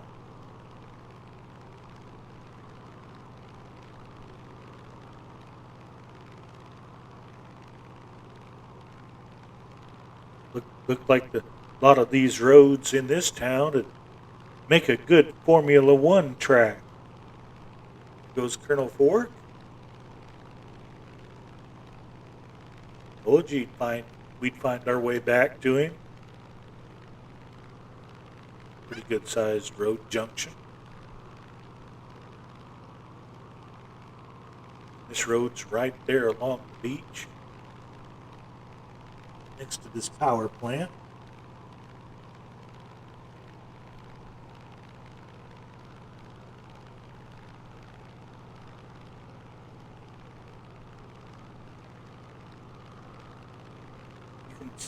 You can really see the difference in the terrain between this coastal plain and the the uplands that are right here.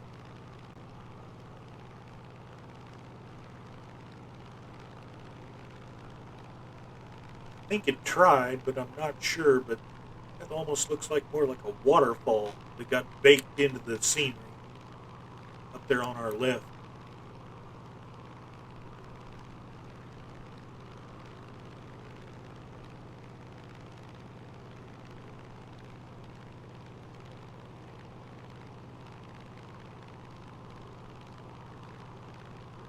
Road we once branches off here.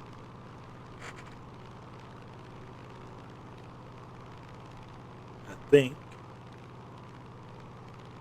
Now check your map. Your map always knows. Yep, it branches off to the left.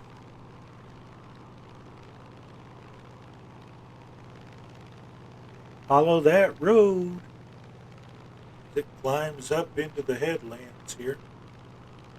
So give us an excuse to go look at what looked like a waterfall. Probably isn't.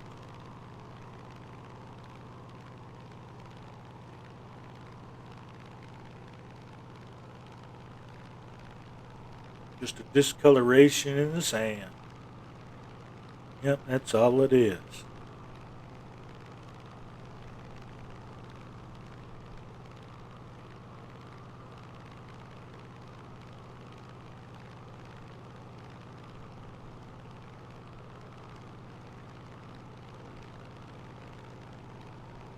Do not hit the cell phone tower.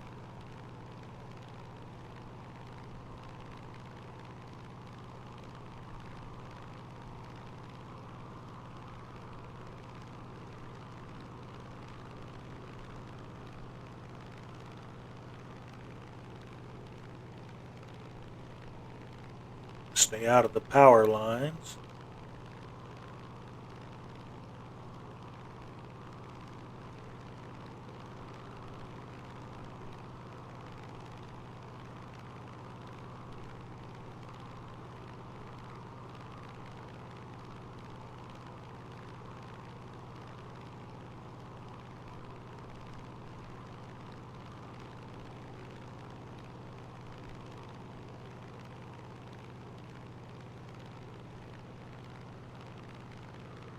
Almost looks like Ranger Bob's fire station here. That's just a cell phone tower.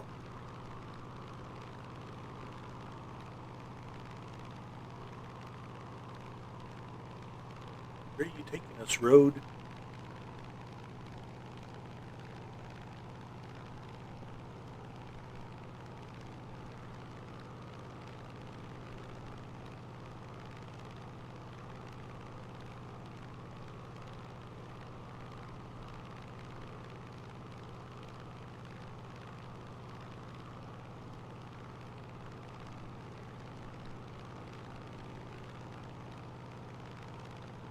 Last few months, normally I type with my fingers or talk with my fingers typing. This is the most I've spoken in quite a couple of months.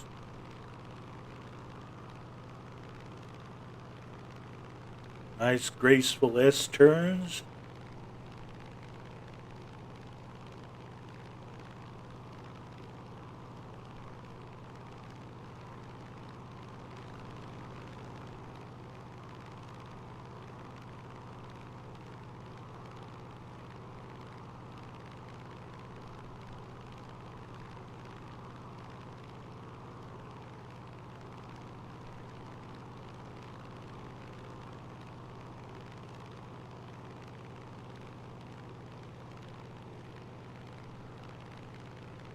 60 miles to go. We're almost there, folks. And we'll return you to your regularly scheduled programming. It's Sunday night. There's not much regularly scheduled programming. One reason I picked it, we're not competing with our major streamer friends. We can be as relaxed as we want to be.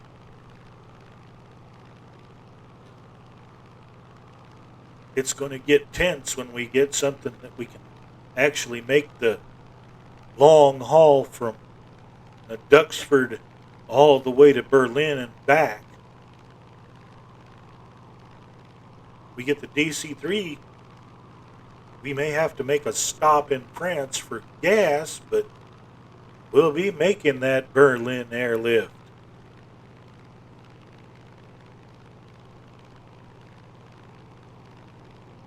Bringing candy bars to the kids in Berlin.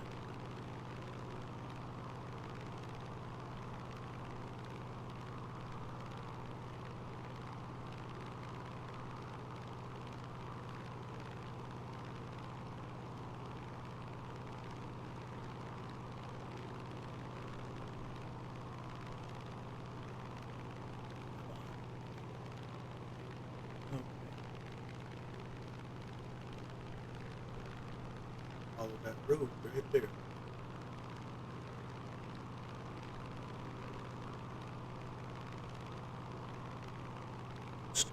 Power lines. Please. All this big trip just to get wiped out at the end? I don't think so.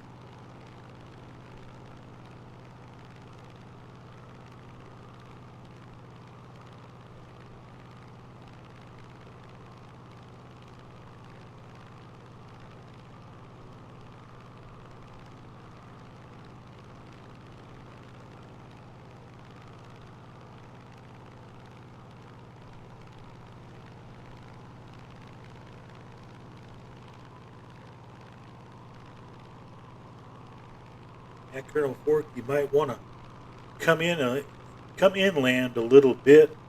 Our stop for the night is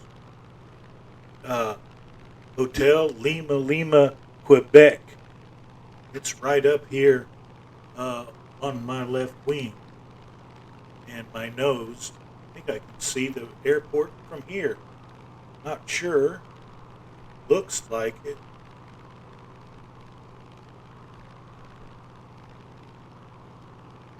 Little altitude here.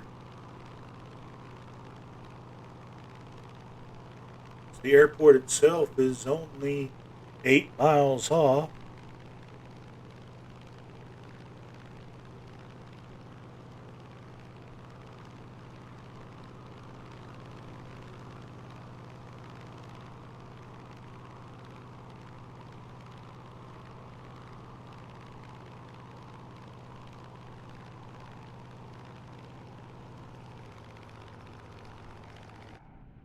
Oh, she's choking. Go to center tank, please. There. And up we go again.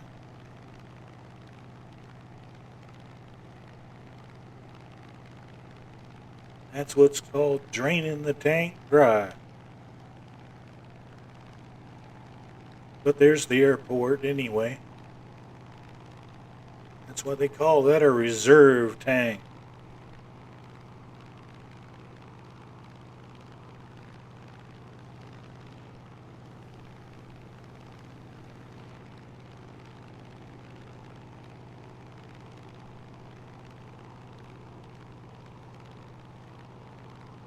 Have you got a reading on the winds here at Colonel Ford? Or I think I'll go ahead and TTM this.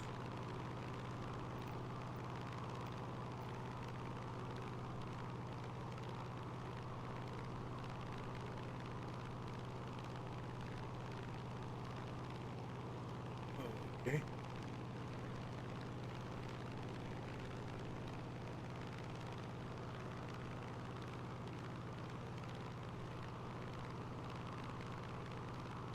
Put back. Set. Load. Yes, there we are. What's the weather like here? No meter. Great.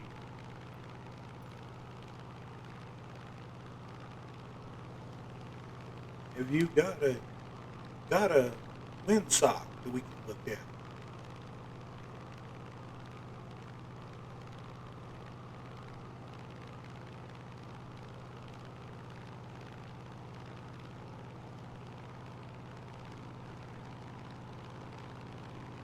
We've actually got some private aircraft here.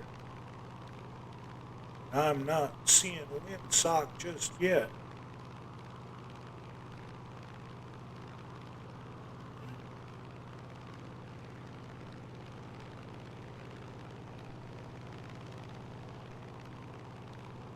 We'll just come in on that one right there, I guess. Find out if it's against the wind or not.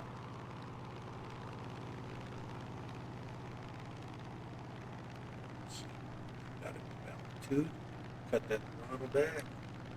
Get our feet back on the pedals here. Start our swing around, going around this cloud. That's a miracle. Look at where we were 20 years ago with our clouds. Now we can fly around them. They weren't just cubes in the sky. Gear, please.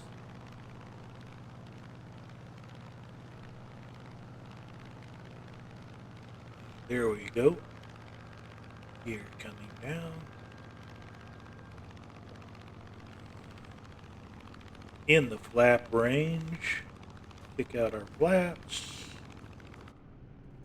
Out our nose here. A little bit of engine back in. Power up. Maintain our altitude so we don't hit these trees. Looks like it's a crosswind landing. We're probably gone the other way then. It's never too late. We're going in here.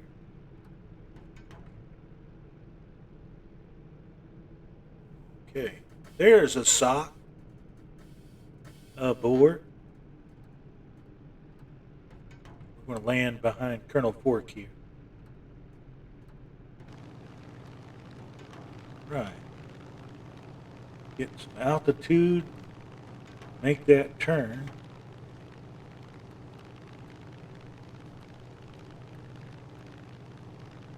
We're going to come in on a short final for runway 28.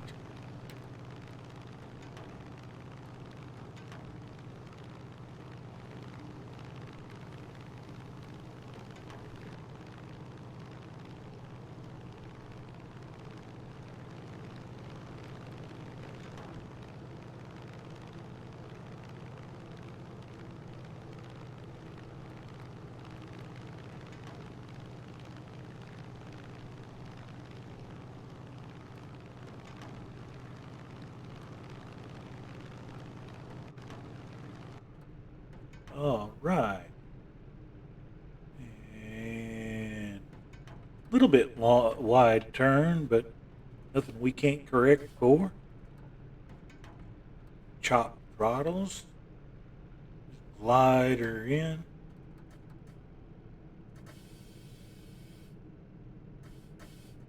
A little bit of power back. Not too much. Coming in.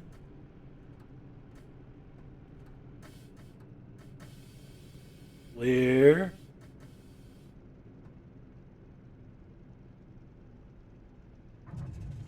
And there's our touchdown.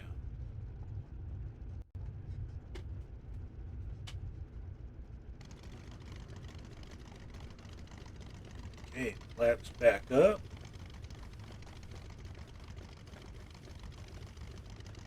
I don't think, well, we're going to have to go all the way to the end to get the taxiway.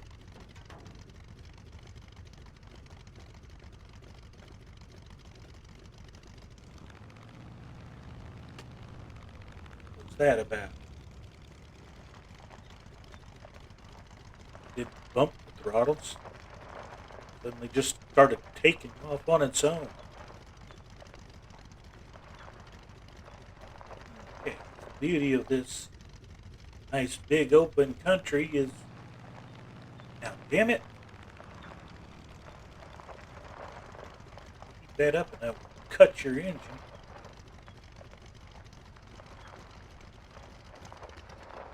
It's probably a good idea.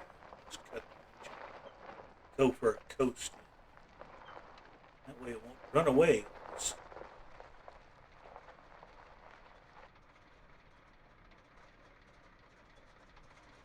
There we go. Now we can tuck our wings in nice and close here.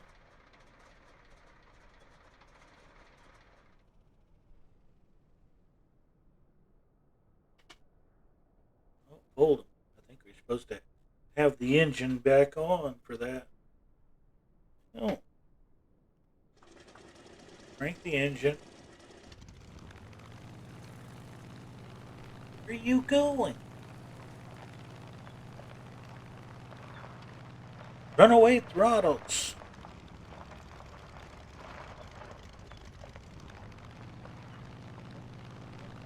Come on. Well, that's one way to end it. Thanks for coming along, Colonel Ford. Appreciate it. Did fine until my throttles started to run away at the very end here. Don't know what the hell happened there, but at least it was a good flight. The flight was great. The landing was, let's see what we got on landing. Little landing rate monitor is going to tell us 151 feet per minute. Perfect. I'll take that any day of the week, even if I couldn't control it on the ground. No, all the throttles were off. Okay, we're going to go back to the main menu there, and we're going to wish everybody a good night. Thank you for coming along on our little North African jaunt, and we hope you'll come back here on your own in the sim. Explore this part of the world. It's a beautiful place, and I don't think it gets near enough coverage. Now, I've gone across the Gulf of Sidra in my F-15 at a little bit of a clip, I would say. A little bit faster than than the Hellcat went. I won't say we broke windows, but it would have been a close run thing. But mostly just thanks for coming along, keeping us company. I said it, but here we are, 2.5 hours in, and it's not quite 3, but still, it's a pretty good long time. I just hope I've got the stamina later to pull those 8-hour flights. I'm not like Allison. She goes and goes and goes. I'm sure her flight yesterday was epic. Made it with her the last time we did it back in the Mooney. That was what I took a goose. It was still wild. That final approach into Ford Island in Hawaii. Ah, there we go. Back to our world map. But again, thank you for coming in and being with us all the way through this. Even if you just joined us for part of it, we're still glad you showed up and visited.